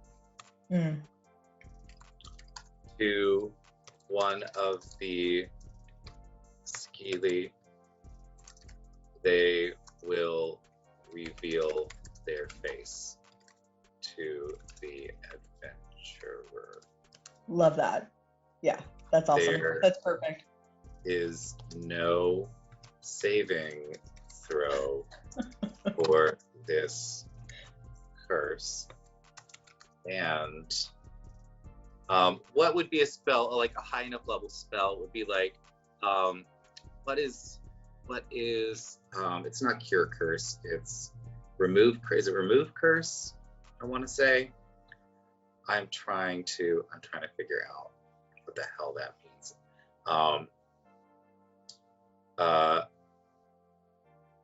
Let's see. Absolutely. Sorry, my computer is being super duper slow. I know, I'm sneezing. I'm dying. Everything is terrible. Oh my God, everything is so bad. No, everything's fine. All right, so let's look for a spell name that has curse in it, because I know that spell has the name curse in it. It's let's see, bestow curse, remove curse, and it's only a 3rd level spell, so that's fine. You can probably find somebody to do that. All right, there's no saving throw for this curse, and it can only be removed with a remove curse spell or an equivalent All right, fabulous. So I love that like if somebody pisses them off, the only thing they have to do is just go whoop. And then it starts. Yeah, I love that too. And I'm also thinking about, for anyone who had missed it too, this is going to be both a 5e adventure and a Coyote and Crow adventure. And I'm already thinking about some of the different like abilities that could like potentially offer protection against that. It could be really fun whenever it gets. Ooh, you know what I'm going to add? Though they will also see how perfectly beautiful the Seelie are. So I'm going to make this a separate sentence. They will also see how perfectly beautiful the Seelie are.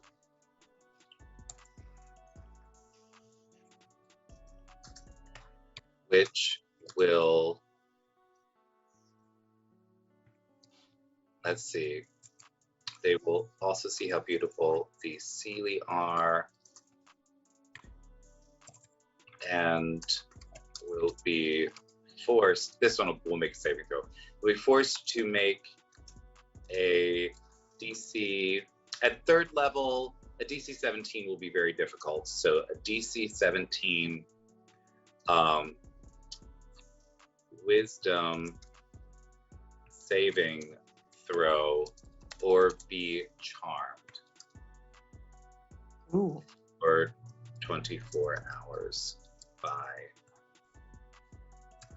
charm for 24 hours. They must make a decent wisdom. They must make a, successful, for rules lawyers, make a successful DC 17 wisdom saving throw for 24 hours. All right, cool. So that way, like as soon as they reveal their face, both you're charmed and you're cursed. So you're not going to attack them, and now you're cursed. And you're going insane. I love that. And it's like it's similar to like the Skeely are in lore, kind of similar to like sprites and things like that, where they do things for you. They're often benevolent types of creatures or beings whenever they're not being asked for favors, and they might help harvest your crops or plow the land or gather foods and things like that. But it's like, in return, maybe you're stuck doing some things for them instead. Yeah. But it could be interesting. There's Iron Warrior, thank you for the follow. And I'm glad that your son is enjoying Coyote and Crow so much. It's pretty fabulous. So absolutely. All right, cool. So we have got 45 minutes left, and we are on chapter 1.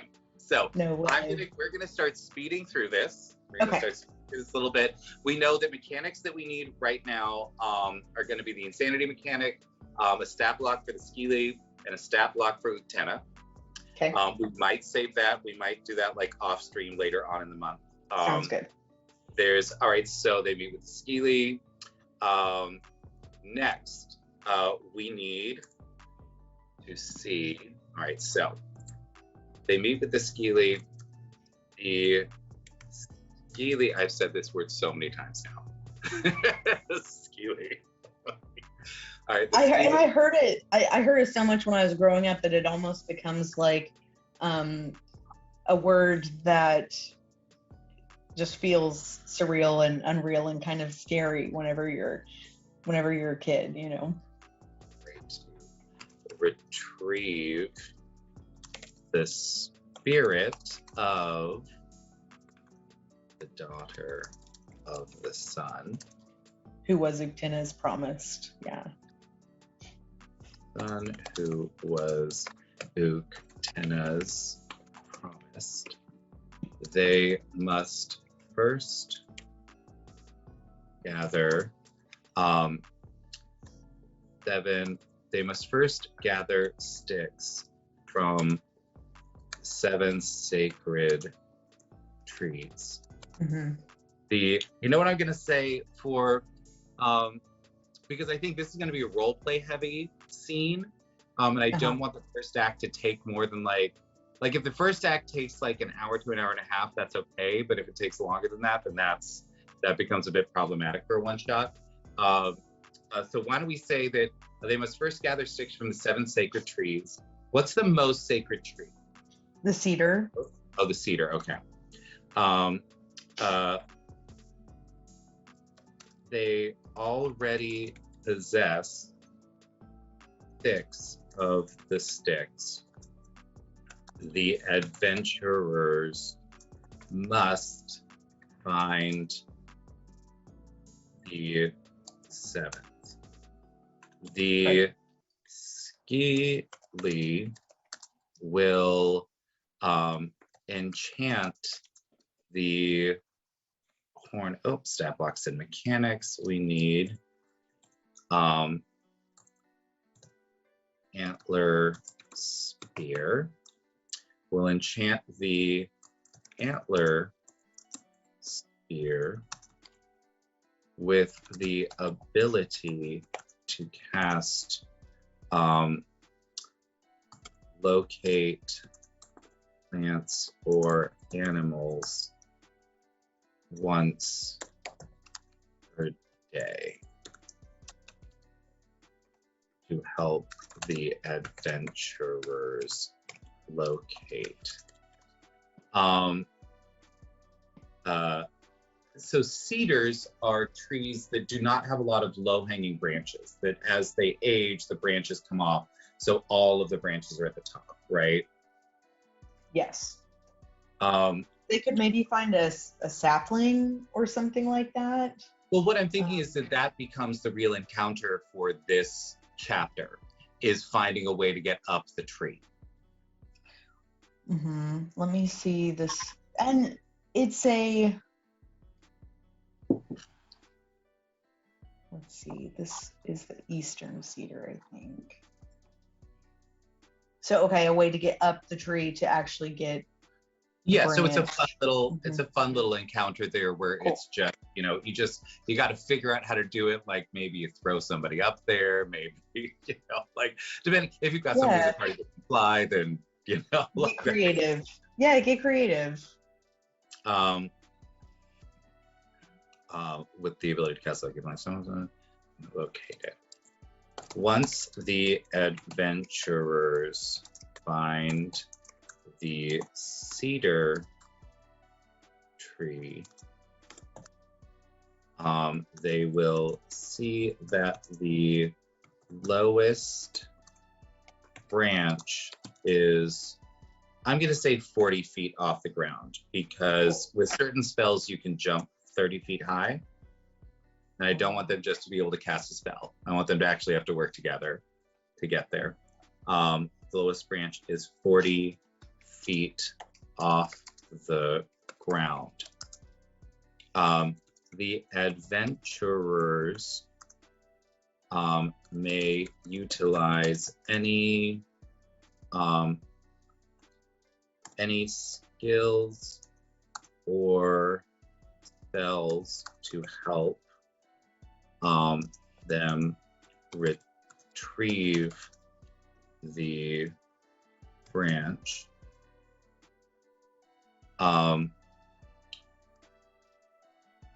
Reward creativity with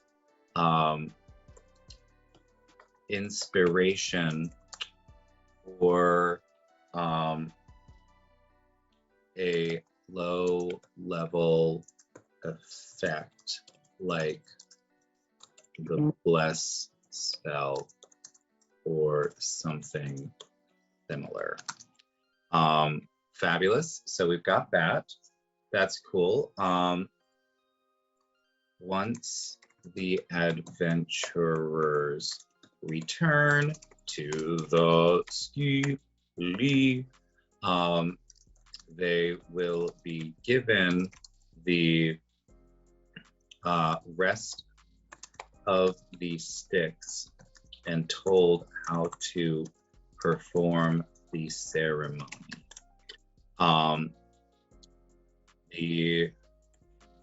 They must go. What's the name of this place? Ghost Country. Go to the Ghost Country. And is there a specific spot in the ghost country, or is there like a place where they can cross over that they need to get to? Well, they have to find the place where the ghost dance is happening. Mhm. And as far as entering ghost country, I'd have to see if there's anything specific to Cherokee, but I generally think of like waterways, Uh-huh. crossing water, even springs and places like that. What Um, I'd like the reason I'm asking is I'd like to just have it available at the Skeely residence.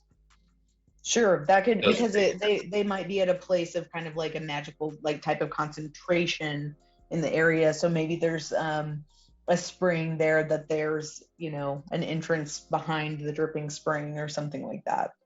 Ooh, I like that. What if Almost we like a cave, like a for a so visual, like you've got the spring waters dripping down and there's moss all around and there's a small entrance where they can go in, and it's just like a long kind of sloping downward tunnel. I'm going to say the abode of the Skeely is built into a rock face with a next to a small waterfall. Cool. Perfect.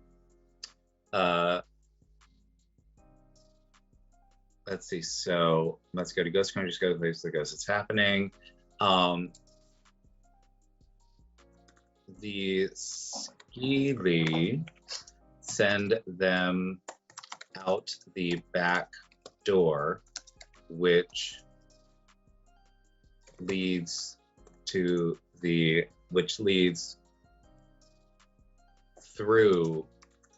waterfall. As soon as they step through, they find themselves in the ghost country. What does the ghost country look like? I had some notes on just like to me, the way that a place looks or feels is so strongly related to like colors and smells and things like that. I'm almost picturing a place that just feels and looks very like gray and kind of monochrome. Like a smell of like if you've ever been in a cave or a place with a lot of stone, almost like that smell of moisture in the air. So terpsichore. What is that? Terpsichore. It's the smell of soil after the rain. Perfect. I love that. All right. This land is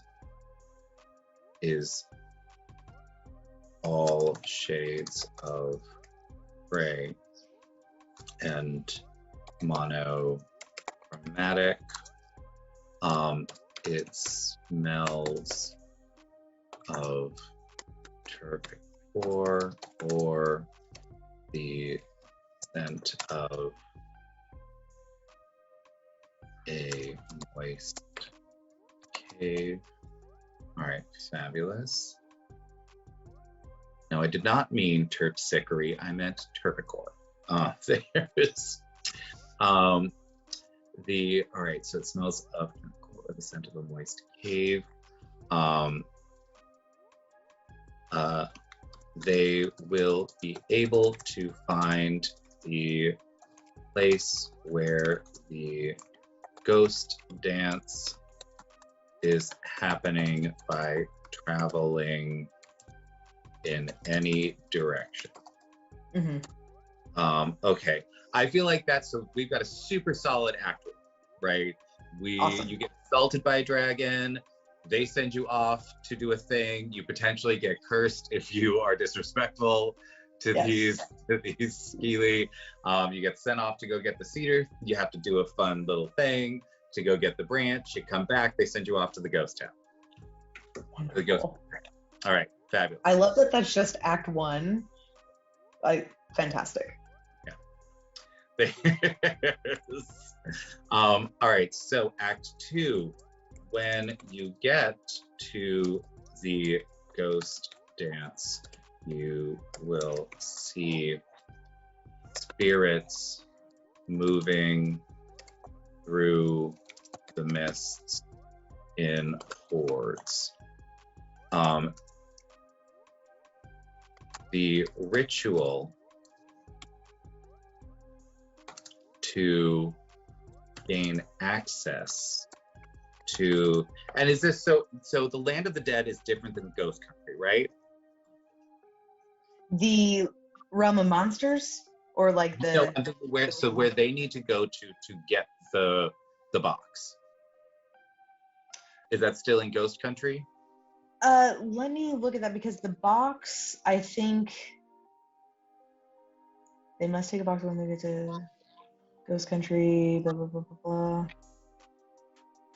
I think they make it before they go. So they need sticks and a box. That could, maybe the box is provided to them, or we could create a mechanic where they find it. Okay, so, well, I mean, Rabbit can give them the box, you know. Oh yeah, I forgot about Rabbit. Yeah, so Rabbit can give them the box, and they are, but so which spirit do they have to identify? So do they get the spirit at the ghost dance? Yes. I see. Okay, so the entire ghost dance encounter happens there. For some reason, I suddenly had it, I was thinking of Persephone. I had it in my head that they had to go somewhere else, and then... So the idea is they happen upon the ghost dance. The daughter of the sun is part of the ghost dance. They have to be outside of the circle of the dance. As she passes, they have to tap her with one of the wooden rods or sticks each time she passes, for a total of 7 times. And then she will fall out of the circle, and they can put her into the box and carry her out. Fabulous. All right, so when you get to the ghost dance, you will see the spirits moving through the mist in hordes. Let's describe this first. They are dancing in a circular pattern. And each individual ghost appears every few minutes. Minutes in a pattern, in a set pattern. I will rewrite this later, so I'm not using the same word 7 times in a goddamn sentence. First draft, it's fine. There's a dance pattern. Each individual ghost appears every minutes in a set pattern. In order to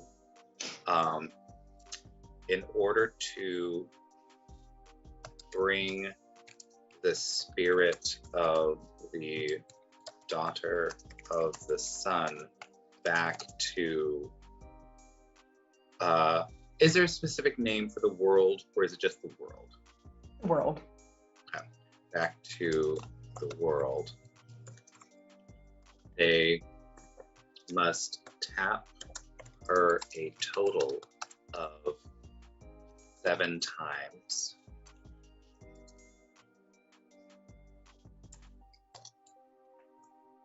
They must tap her once with each branch that they have brought. Once with each branch they have brought. This will distract her enough that she will fall out of the dance.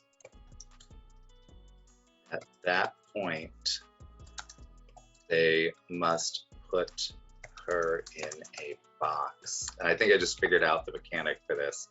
They must put her in a box and carry her back to the surface. Well, I'm going to say carry her back to the waterfall.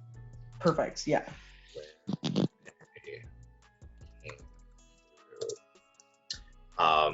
How do you feel about this as a mechanic? Rabbit is a trickster. That each time she passes, Rabbit's going to ask them a question that they have to answer truthfully. Oh, I love that. And then if they answer it truthfully 7 times, then Rabbit will give them the box. But every time they lie or try to mislead Rabbit, they will have to tap with that branch again. Rabbit just will not allow them access to the ghost. Or Rabbit will, like, if they lie, Rabbit will jump in front of the branch so they can't tap. Love it. Yeah, that's perfect. Right, and then he gives them the box to ultimately put her into carrier back. Yeah. That's great, because it's also a fun way that the players can engage. And yeah. Standing outside of the dancers is a spirit, is a ghostly form.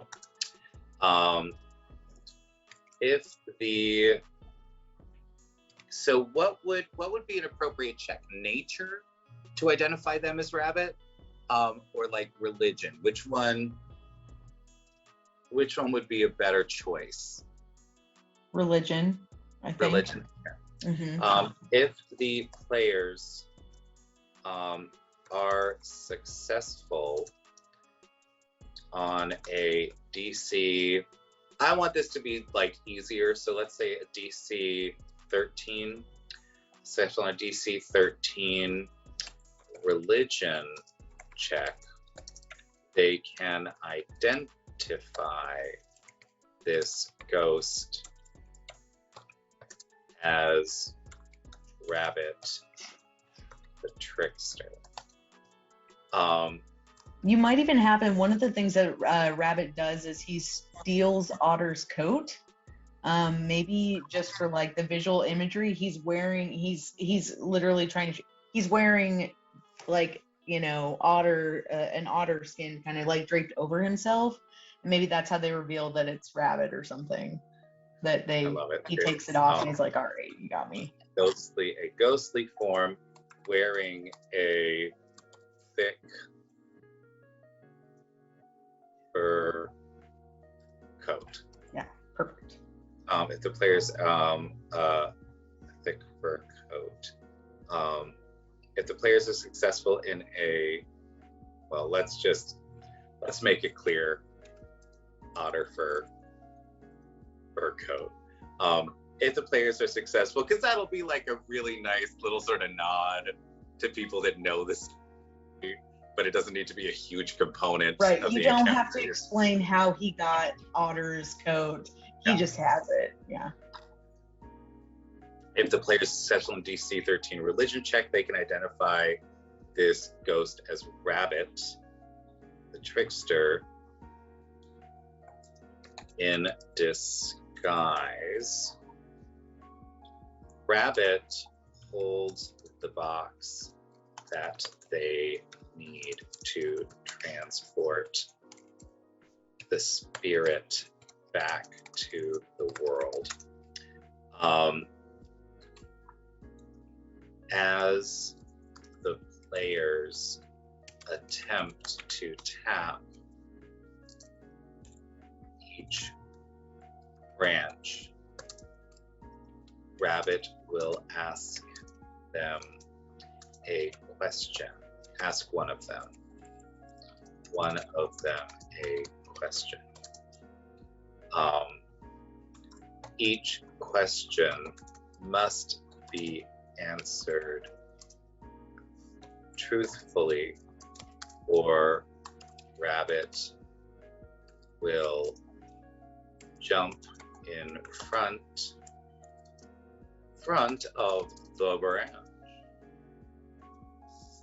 stopping the adventurers from completing their task. All right, I am now going to pop in some more bullet points. What are the 7 questions? I want these questions to be things that that someone who is being tested by the spirits might be asked in order to prove their worth. what should we have them relate back to? Like, should they be things that the players have already seen in the story, or should they be other things like did you strike fear into Uktena whenever he first saw you, like that kind of thing, where it's like clearly you can't. Yeah. Or it could be, you know, that could be just one of them, but it could be things I love about that. And then like talking to them about, okay, so did you strike fear into the heart of so yeah, when totally. you met them?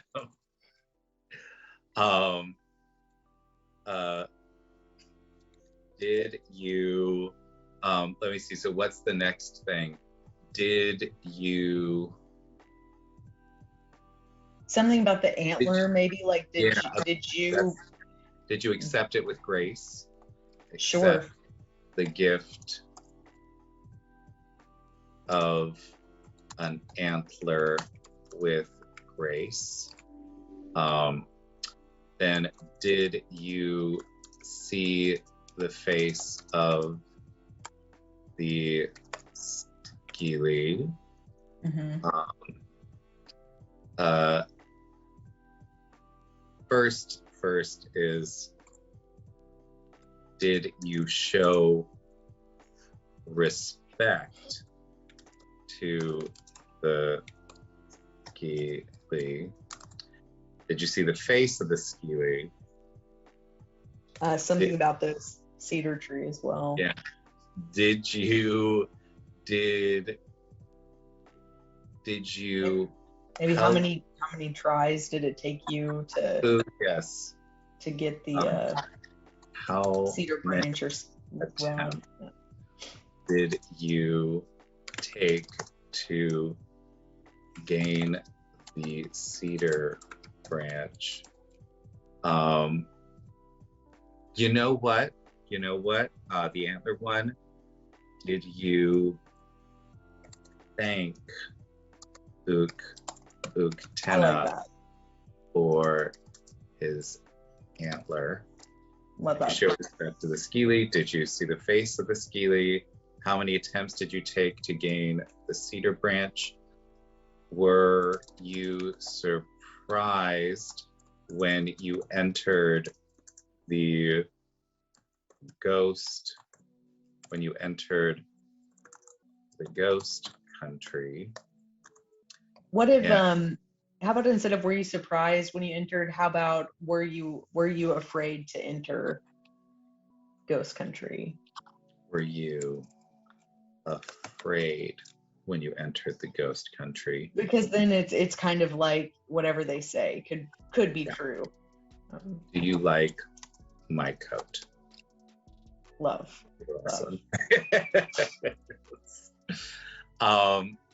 Let's see. And then essentially what we can do is we can say, if the characters answer all the questions truthfully on the first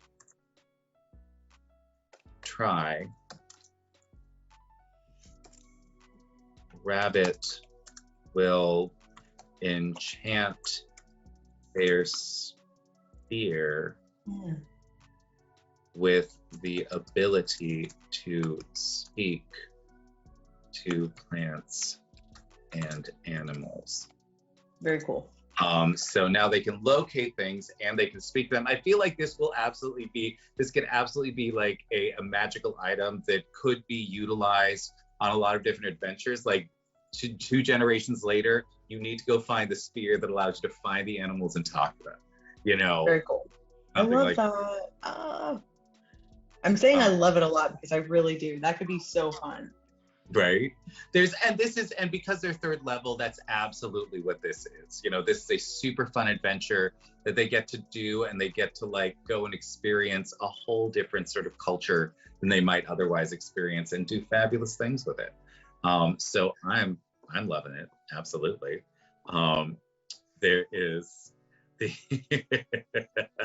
Xenobite, truthfully, what's the fun in that? That's right.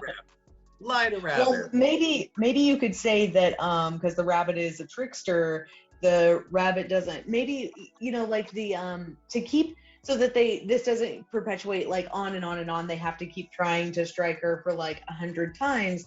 Maybe the rabbit, since he is a trickster, he could also like reward them for being kind of deceitful if he's like humored by it. Like there could be some aspect of like he can appreciate some nonsense. You know what I mean? Like he could if they like really try to flatter him about his coat, like he's like, I know you're playing it up, but I really do look fabulous, so thank you. What I'm going to say is if the players actually make the DM laugh, they still succeed. They also succeed, even if they aren't telling the truth. Perfect. Rabbit loves a little trickery. All right, fabulous. Then, all right, so that's chapter 2. So I feel like, and that encounter should take some time because this is definitely going to be a very role play heavy encounter. I mean, you could definitely whip through chapter 2 in like 15 minutes if you wanted to, but going and getting there, being introduced to Rabbit, actually like doing the things with the tapping and the blocking and the telling and all that kind of Whereas stuff. Like the main thing in chapter 3 is like those emotional like dexterity type of checks as they try to leave. That's kind of like the main encounter type thing. Well, what I'm thinking for chapter 3 is that's when they will go back to well, because I was thinking underworld, so like the journey back would be difficult, and it would get more and more difficult as they went. So it would be all about describing like different areas of the ghost country. There would be like you pass this lake, you have to find a way over the lake.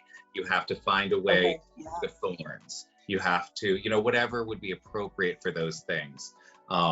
So that it's an actual journey and there's actual danger. And if they are cursed with insanity, then it becomes much more difficult. Let's see. So regardless of how the interaction goes, once the daughter of the sun falls out of the dance, Rabbit will help the players, help the characters, put her in the box so she can be transported home. Fabulous. And then we go to chapter 3. On the journey home, the adventurers, I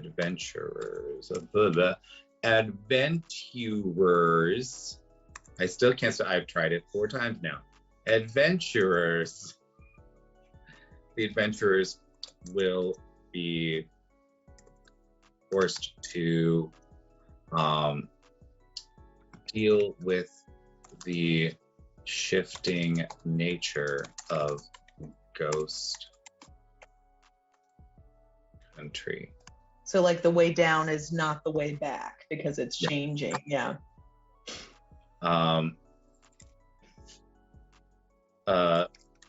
So how many, so she asks first for water and then for food? She asked for something to drink, something to eat. Let me pull back my notes up, and I know for air. I can't remember if it's 3 or 4 things she asked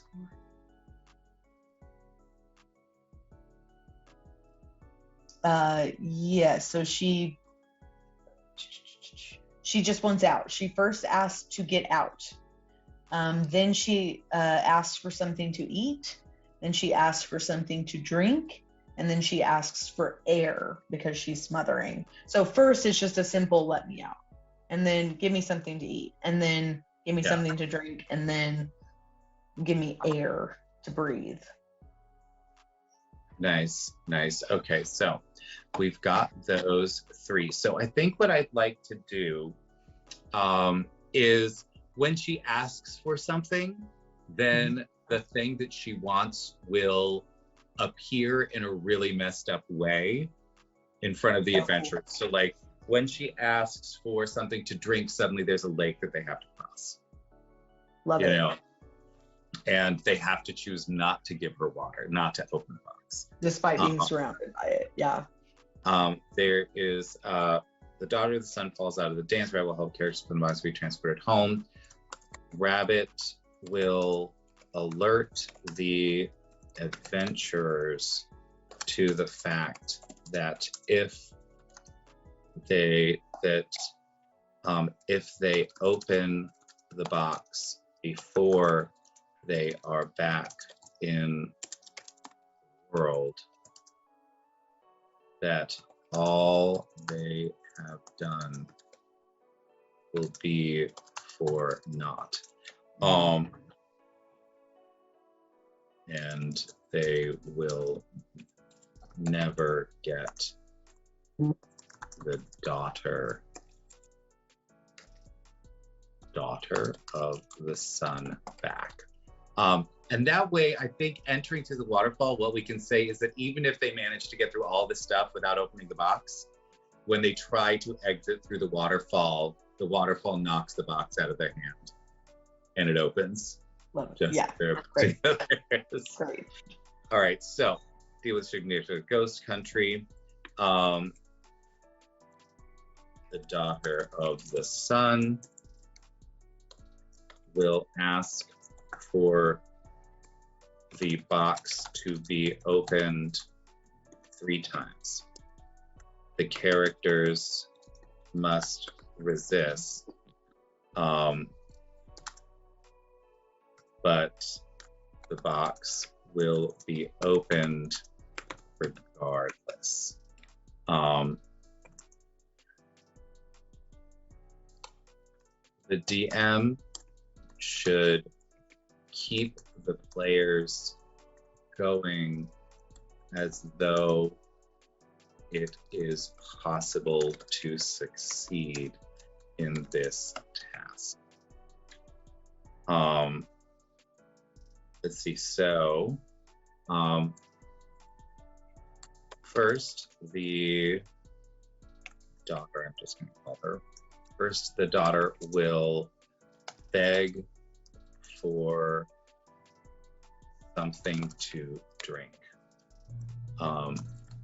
As she does, a huge lake will appear in front of the adventurers. Okay, I'm gonna check with you since we normally end in like 12 minutes. Do you have an extra half an hour that you can spend with us? Let's go for it. Okay, fabulous, cool. Just wanted to check, make sure. All right, so the daughter will beg for something to drink. As she does, a huge lake will appear in front of the adventurers.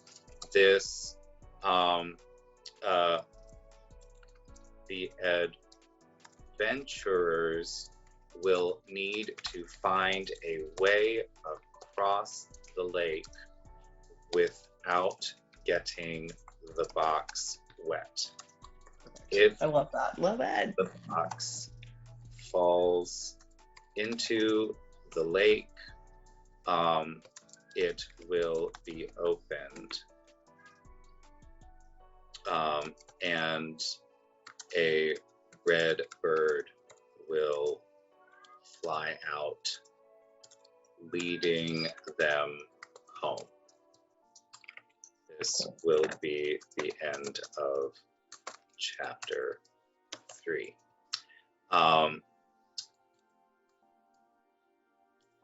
For food, what if they, when she asks for something to eat, they end up in like, if they cross the lake successfully, and then they go into this like narrow place, and it comes out in almost like this eerie like banquet hall, like of like some magnificent like feast or something, or like Who's a Howard? large a roundhouse or something, like a big roundhouse that's just got all of these like smoked meats and just all kinds of vegetables So, and things. so what I will say, if we're going to have a structured thing that is not Hmm. sort of a naturally occurring thing, I would like it to be owned by someone, right? Okay. So it's not just a situation where they're like strolling through.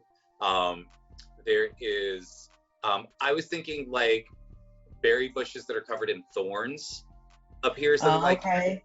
But if we're going to do Yeah. that, maybe um, is there a sort of, in the ghost country, is there some type of like ogre or monster that might like tempt people with food?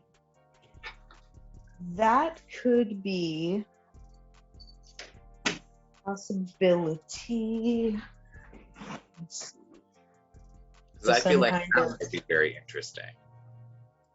yeah, in Ghost Country, so you're thinking like something that is just like offering them something that they should not take.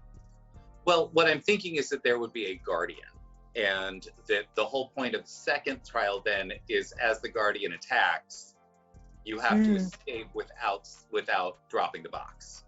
So it's not a combat encounter. You just have to get out of there um, before this thing like ruins your day. There are these beings that are almost like immortal, supernatural, kind of like warriors, but they would be really intense. Maybe they're just trying to escape, maybe because they couldn't possibly fight them. Well, because the primary thing is to make sure that you get the box home. And what I'm going to set is, I'm going to be like Rebel Alert the Adventures, to the fact that they open the box, or if they open the box, if the box is opened by some other means, or if they drop the box. Okay. Or they are back in the world that all they have done will be for naught, and they will never get the daughter or the son back. Yes. So like that means either like everyone in the party is trying to fight these things except for one person who can't put the box down, or they're just trying to escape, at which point it becomes like, if it's like a super long, like if it's a long house instead of a round house, then it's Sure. like running across like tabletops and jumping around chairs and all that kind of stuff. It could be like a super cute like chase scene. How does that sound? That sounds great. I love that. So they'll beg for food. In front of the adventurers will appear a long house. When they, I'm gonna say, they can choose not to enter the house, but they must pass by all its windows. If they are not being stealthy, then the inhabitants of the house will emerge and attempt to engage the players in battle. If the players choose to enter the house, they will find I'm gonna say, I want this, how long should this, I want it like maybe 3 rounds. It should last the chase. Sure. So That so seems that like reasonable, not too long. Yeah. Yeah, so they will find a 100-foot long table filled with amazing foods. amazing foods to eat. And what are the inhabitants called?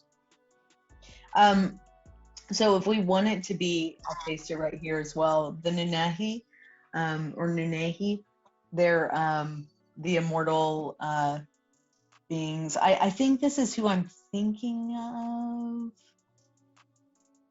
Oh wait, hold on. That's a different name for the little. There's another myth that mythological like creature that I really like, but I've got to find the name of it. So if you want to keep going, I'll find the name of. They're basically like spiritual warriors who can be summoned to like fight. Yeah. All right. So the blank up here. Yeah. And zealously guard their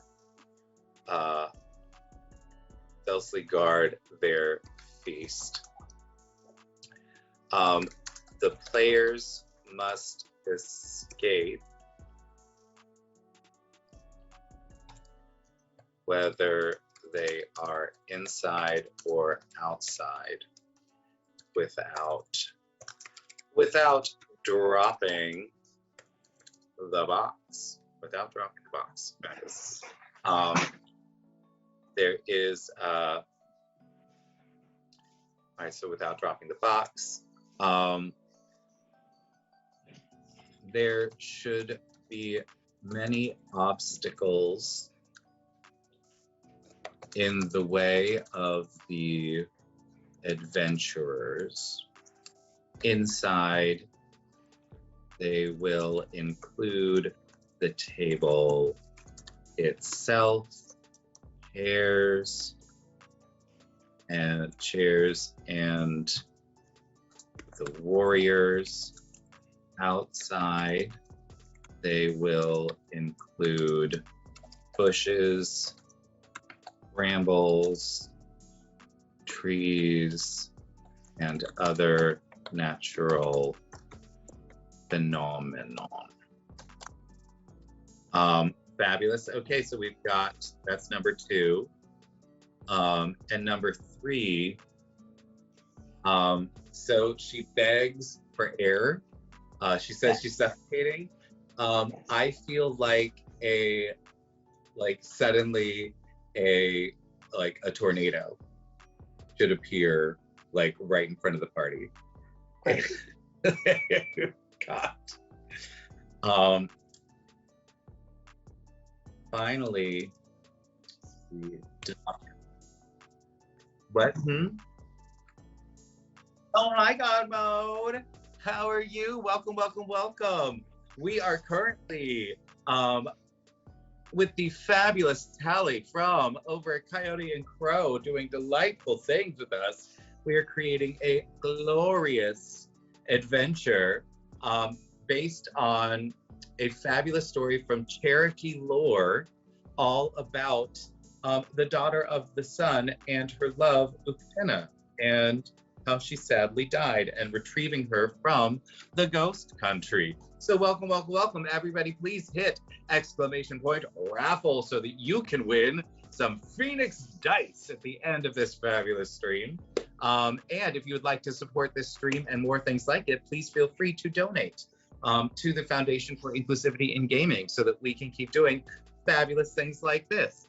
Now, back to the story. All right, finally, the daughter will beg for air and say that she is suffocating. I love the tornado because it could so easily knock the top of the box loose. When she, I love it how like the first one is just a lake, you just have to keep it dry. The second one, there's actively people trying to like knock you off your game. And then it's like a weather phenomenon of mystical origins, like just coming to mess up your day. The box is opened. A red bird appears. I love It's all the raids. We're having all the raids. I love it. God mode just raided us. Now let's roll together. Hello. Hi. How was the talk show? Was it fabulous today? I hope it was glorious. Hi, Pixie. There is I would like to welcome you over to Play Nerd Allies. If you have not followed us yet, please do so. We're a super fun channel. Today, also hit !raffle so that you can win a fabulous set of Phoenix dice. And today we are here with our fabulous guest, Tally, who is from the Cherokee Nation of Oklahoma. And we are telling a fabulous story about the Daughter of the Sun and Uktena, the warrior, and how we've got to go rescue her from the ghost country. We gotta make it happen. We are currently on chapter 3 right now, which is delightful. We are getting towards the end of this fabulous adventure. Super fun thing so far. And yes. Oh, I was going to say, circling back to the second obstacle for when they're trying to escape ghost country, how about instead of the spirit warriors that I was thinking of, because those are kind of like forces of good, how about there's this badass Cherokee witch of legend called Spearfinger. Ooh. Why don't we make her one of the thing that they could either have to fight or run from? So I'll drop that in there, and I've got the Cherokee name for her as well, so I'll put her in there. Fabulous. I love it. Would you add it to the stat block, like replace Nunehi with the stat block stat? All right, so we've got a lot of stat blocks filled. All right, so we've got outside. All right, cool. So if the box is opened, a red bird appears and pecks at Spearfinger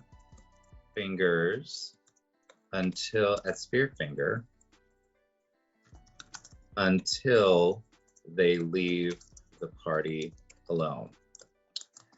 The red bird will lead the party back to the waterfall, and this will be the end of chapter 3.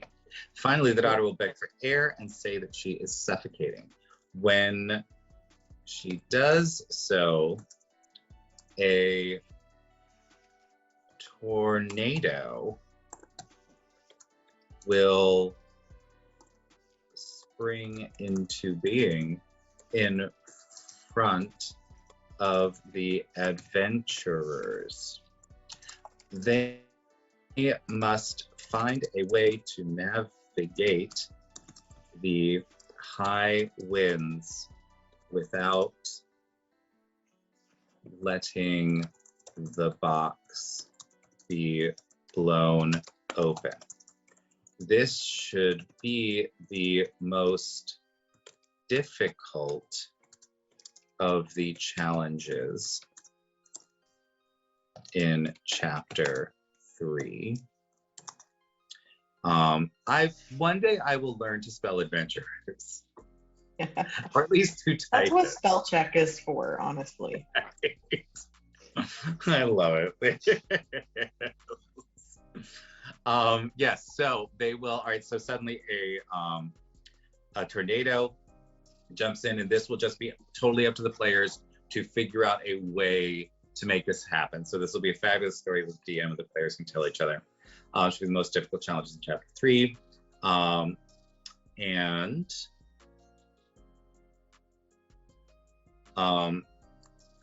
if the box is blown open, then the red bird will emerge and lead the characters to safety, and the exit from the ghost country. This will be the end of chapter 3. I feel like, just for clarity's sake, in here, find a way across the lake without box falls into the lake. If the box remains closed, chapter 3 will continue. There we go. So that people don't get the wrong idea. All right, so that happens there. Then we'll put that there too. Finally, this will be the end of chapter 3. If the box remains closed, chapter 3 will continue. So now we have, as the adventurers find the waterfall entrance to the ghost country, they must pass through it. Regardless of what they attempt, the lid of the box will be washed open in the waterfall.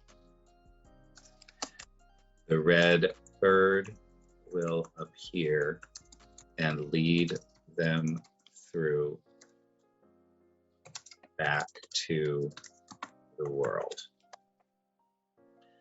Resolutions. Let's see. What I will say is, if the box remained closed until the waterfall, the waters of the stream will cover the sphere. And what should be, so we now have, the sphere gives them the ability to locate animals and plants and to speak to animals and plants. What is thematically, it's water, plant growth. Gives them the ability to grow plants. So this can be sort of like a powerful boon to any community because it can grow plants. Love it. It includes the heart. Awesome.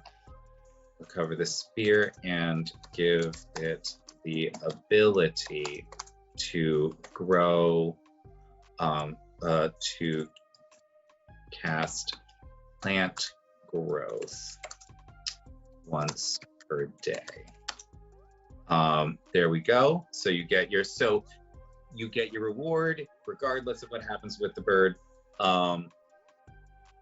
And then resolutions. This adventure is not intended to be one. The ending of regardless of what the players do, eventually the box will be opened. But this leads to the best ending, or leads to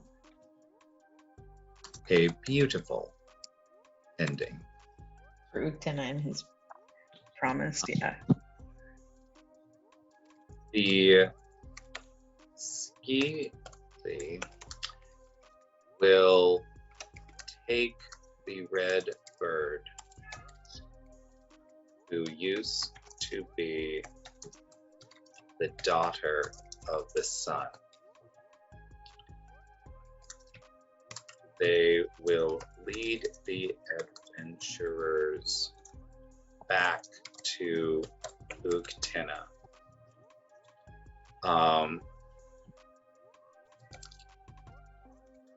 When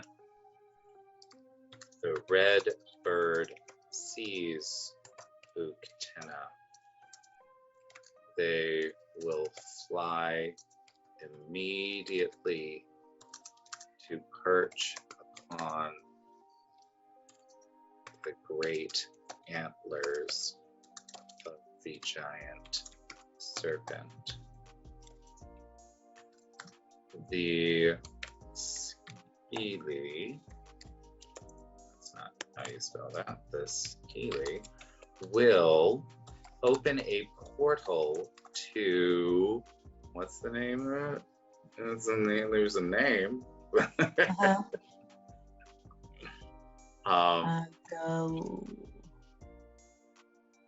Galon-Lati, let me paste it.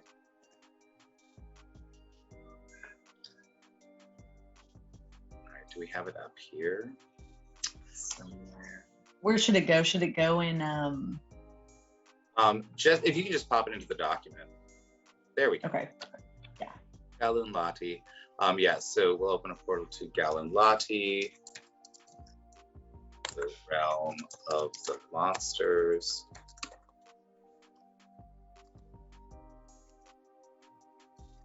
The two will leave together, reunited at last. Live out their lives in love and peace. I think that's delightful. I think that's great. Okay, so let's go back over what we've got so far. So what we have so far is adventurers are just minding their business, doing their thing. Suddenly, giant antler serpent appears and yeets them across the forest. As one does. Yeah, it's just what happens. Everyone, I think you just need to be prepared for giant monsters in the forest. You know, I mean, if you're not, are you even like an adventurer? Like, come on. Yeah, like this. So they get yeeted about, and then they get sent to reclaim the spirit of the sun, the daughter of the sun, or else the giant monster is going to wreck the place. They are sent to the Skili, who are beautiful, small, fey creatures who are just gorgeous, but also, if you see their face, will instantaneously curse you with insanity. Yes. Then they discover that they must obtain a cedar branch in order to perform a ritual in the ghost country to gain to gain the spirit of the daughter of the sun. They are sent off to the cedar tree, and they have to figure out a way to get that, leaving the players to many hijinks, hopefully. Then when they bring it back, they are sort of shoved unceremoniously into the ghost country as they leave the building. And they discover the place where the ghosts dance. There they meet Rabbit, who is in disguise in his otter fur coat. Rabbit will help them do the things or will hinder them depending on how they answer the questions that Rabbit gives them. But eventually they will gain the box necessary to house the soul of the daughter of the sun. Then they must take the box back to the world. And every time, but they cannot open the box, and they cannot drop the box, and they cannot put the box down. And as they make their way back into the world, the daughter of the sun is going to be begging for things like food and water, saying that she is suffocating because there is no air in there, but the adventurers must not open it. First, they will have to face a lake. They must figure out a way to get across the lake without getting the box wet.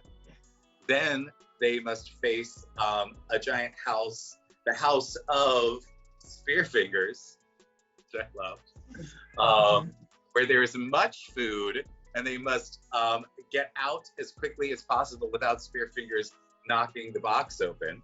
And finally, they must face a tornado as the Daughter of the Sun begs for air. If they can get through all of these, still the box will be knocked open by the waterfall as they enter, as they finally get there. But when they do that, then the red bird that emerges, that is the new form of the Daughter of the Sun, will be reunited with her love, Uktena, now in the form of a giant serpent monster. And they will be sent off to the land, to the realm of monsters, where they can live their lives in peace and harmony. I love this. Great. Me too. So fun. I think it's just going to be one of those adventures that is a delightful time at any table, and it's low enough that like anybody can do it, low enough level so that anybody can do it. I think it's fabulous. Do you feel like it represents the story, that it keeps the heart of the story going while translating it into a more sort of modern feel? I think so. I mean, the ultimate point of the original tale of the Daughter of the Sun is about how death came to be and be permanent, and also how we deal with grief. And I like that we focused on Uktena because he's this amazing, larger than life, very cool, but also relatable guy who gets turned into this dragon-like being. And it's just about reuniting with the person that he loves, who he's lost. So I love that no matter what, they are reunited. It just may not happen the way that the players think it's going to happen. Yeah. And I also like I love the imagery of like this giant, like horned serpent with like this little red bird, like up on his head or propped on his antlers or whatever, you know, just like living their best lives. I do want to give some one last thing to the spear. So you can identify, you can find plants and animals, you can communicate with them, you can help them grow. The final thing, because you can do plant growth now, last, as a final gift, we will give the spear the ability to cast enlarge, reduce. Cool. Per day. So now you can find plants and animals, you can talk to plants and animals, and you can grow plants or animals. So that's delightful. There we go. And I like how the antler spear gets something from Uptinus, a couple things from the Steely, something from Rabbit, like each kind of encounter along the way with some sort of mythical being gives it a power. Well, Very it cool. could be the final gift. Instead, it could be the red bird. The red bird will give the spear the ability to cast, enlarge, reduce. And there we go. So each mythical being gives you something. And this is now in a sort of, it's very powerful for a third level party, but still useful even at higher levels. You know, it still retains its usefulness. So this could be something that people hold on to for a long time. So I know we only have about like 12 minutes left, but what we need to do is, so rewards are going to be the antler spear, and we can create that. Things that we need are going to be, you can send me your name later so we're not doxing you on stream. Sponsors will be Hero Forge is the fabulous sponsor for this adventure. So remember, Hero Forge is absolutely amazing. You can go create beautiful 3D characters that just hop right from your brain right there onto your computer. They've got incredible tools and it's so easy to use. And head over there right now and do fabulous things with that. And then we've got the thing we need to talk about is we need to talk about the art that you are going to get. So the cover, what do we want on the cover to sort of sell this and show this and showcase this to the world? I mean, I think Uktena would be a striking kind of image, but also so much of it happens in Ghost Country. A combination of both, maybe Uktena up above, almost in like his you know, kind of coiled serpentine form, and below maybe like the ghost dance happening or something like that. Ooh, that would be very interesting. Also, I always defer to the artist, whatever the artist thinks is best, because I am not the visual person. Yeah, so you will be in contact with the artist and can absolutely have discussions about this. But what we want is we want to be able to give the artist an initial idea of where they should start. So if you'd like that, or maybe like, you know, Uktena, if depending on how complicated that is, and also the maybe like the waterfall, like a peek behind the waterfall of what's going on. Ooh, I think that could be gorgeous if it is, let's see, the abode of the Ely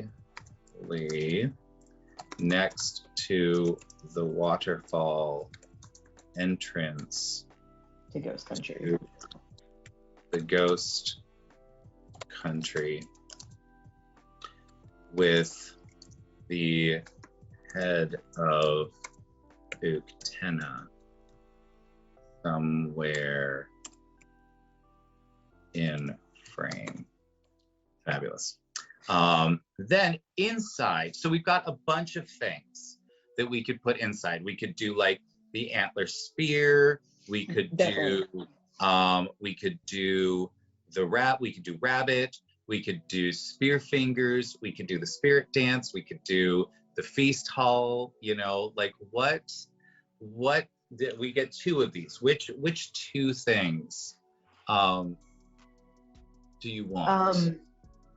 I think if the cover focuses on like the waterfall entrance into Ghost Country, then one of the pieces of internal art would be really cool to have the edge of the ghost dance, seeing spirits kind of passing the party by, and kind of maybe like in that image, one that is clearly like the daughter of the sun. Maybe she has a particular glow to her or something, kind of showing us that that's her. So like the daughter of the sun in the ghost dance.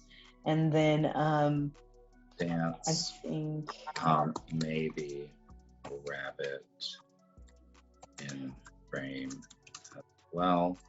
And now these are going to be smaller than these. So these aren't going to be, so the cover is going to be like big, full color, all that kind of stuff. The ones inside are going to be much smaller type things. So it like sort of just an individual thing. And what is the next one that you would like? I would suggest either the spear or one of the things that we're going to be doing stat blocks for, so that can then be sent out into the world as like, here's one component of this cool thing. Here's a fabulous stat block with a gorgeous thing. Let's do the spear. Let's do the antler spear. Yeah. Right. Especially because it is such a kind of special piece of the adventure. Absolutely. I love it. So yes, absolutely. We have got a full adventure. I will be setting up some time with you so that we can create stat blocks for all the different things. So things you can expect in this adventure are going to be an insanity mechanic, the stat block for the Skeely, which are little fae, like fabulous creatures. The stat block for Uktena, who is our second big old dragon in this series of indigenous creations. A stat block for Spearfinger, and the stat block for the antler spear. So there's all kinds of cool stuff that you'll be getting with this. Very cool. Very oh my gosh. Excited about this. tell me, how do you feel about what we've done today? I feel amazing, and frankly, I've told you this, Kyle. I'm not a tabletop RPGer, but I have friends who are, and I love watching it. I can't wait for this to exist, and then for me to like force my friends to play it so I can watch and see what happens. I can't wait. And I can't wait to see it played in both the 5e mechanics and the Coyote and Crow mechanics. That's amazing. That's really cool. I love it. I want to say thank you for being here today. This is glorious. I can't wait till we have a finished product that we can show the world. It should be in about like 4 to 6 weeks. We should have that to show. Very excited about that. And I want to thank chat for being here. Thank you so much. Yes, thank you all. Asking all the fabulous questions, hanging out with us today as we are writing all, like, you got to watch an entire adventure get written in 2 hours, which I think is pretty cool. I think it's pretty neat out. And I think it's time to do some Phoenix dice. So everybody, please hit !raffle so that you can win some fabulous Phoenix dice today. And while people are signing up, where can we find you all around the intranets, Tali? Yeah, you can find me at Taliinlow on Twitter, Taliinlow, and then the same thing, Taliinlow.com is my website where you can find some of my books that are up right now, and then I also very soon will have some really exciting upcoming projects. I think there might be an email in my inbox right now about some possible release information, announcements coming from Coyote and Crow. So I've gotten to write an adventure as part of Stories of the Freelands and different things. So really cool one-shot stuff that we're doing and in the next crowdfunding campaign, and then maybe also a novel set in the Coyote and Crow world. So oh my God, I'm really excited about it, editing it right now with the editor. It's going to be really fun. I'm really excited and proud of it, and just feel really privileged and lucky to be part of the Coyote and Crow universe. Awesome that this adventure is going to be in that world too. And if you haven't yet, there's digital versions of this chonker out there. Go to coyoteandcrow.net. You can find places to buy this. It's on Amazon and your local game stores and things like that. So yeah, check it out. Yay! Oh my gosh. There is, so yeah, let's find out who is going to win these fabulous dice. Yeah. Who is it? Who's it gonna be? These are all questions that we need to answer. Who is it gonna be? It is Maharishi, who just followed us today. Congratulations! Yay! You came over with Phoenix Iwaki. You win some dice. It's delightful. Please, Maharishi, send me a little whisper here on Twitch, or you can send me a note on Discord, and I will set you up with some fabulous dice. And now we are going to head over to say hi to World Anvil, who is up right now doing fabulous world building thing. Oh, Sensei's up. I didn't realize that Sensei was up. We're gonna go raid a fabulous member of our stream team, who is glorious, Sensei Suplex. If you haven't gotten a chance to, go head over, check out the team page for the stream team and see all of the fabulous people. I think we've got like 14 people now who are part of the fabulous Rolling Together stream team, which I'm the project manager for. So go support all of these fabulous creators. And now we're heading over to go chat with Sensei Suplex.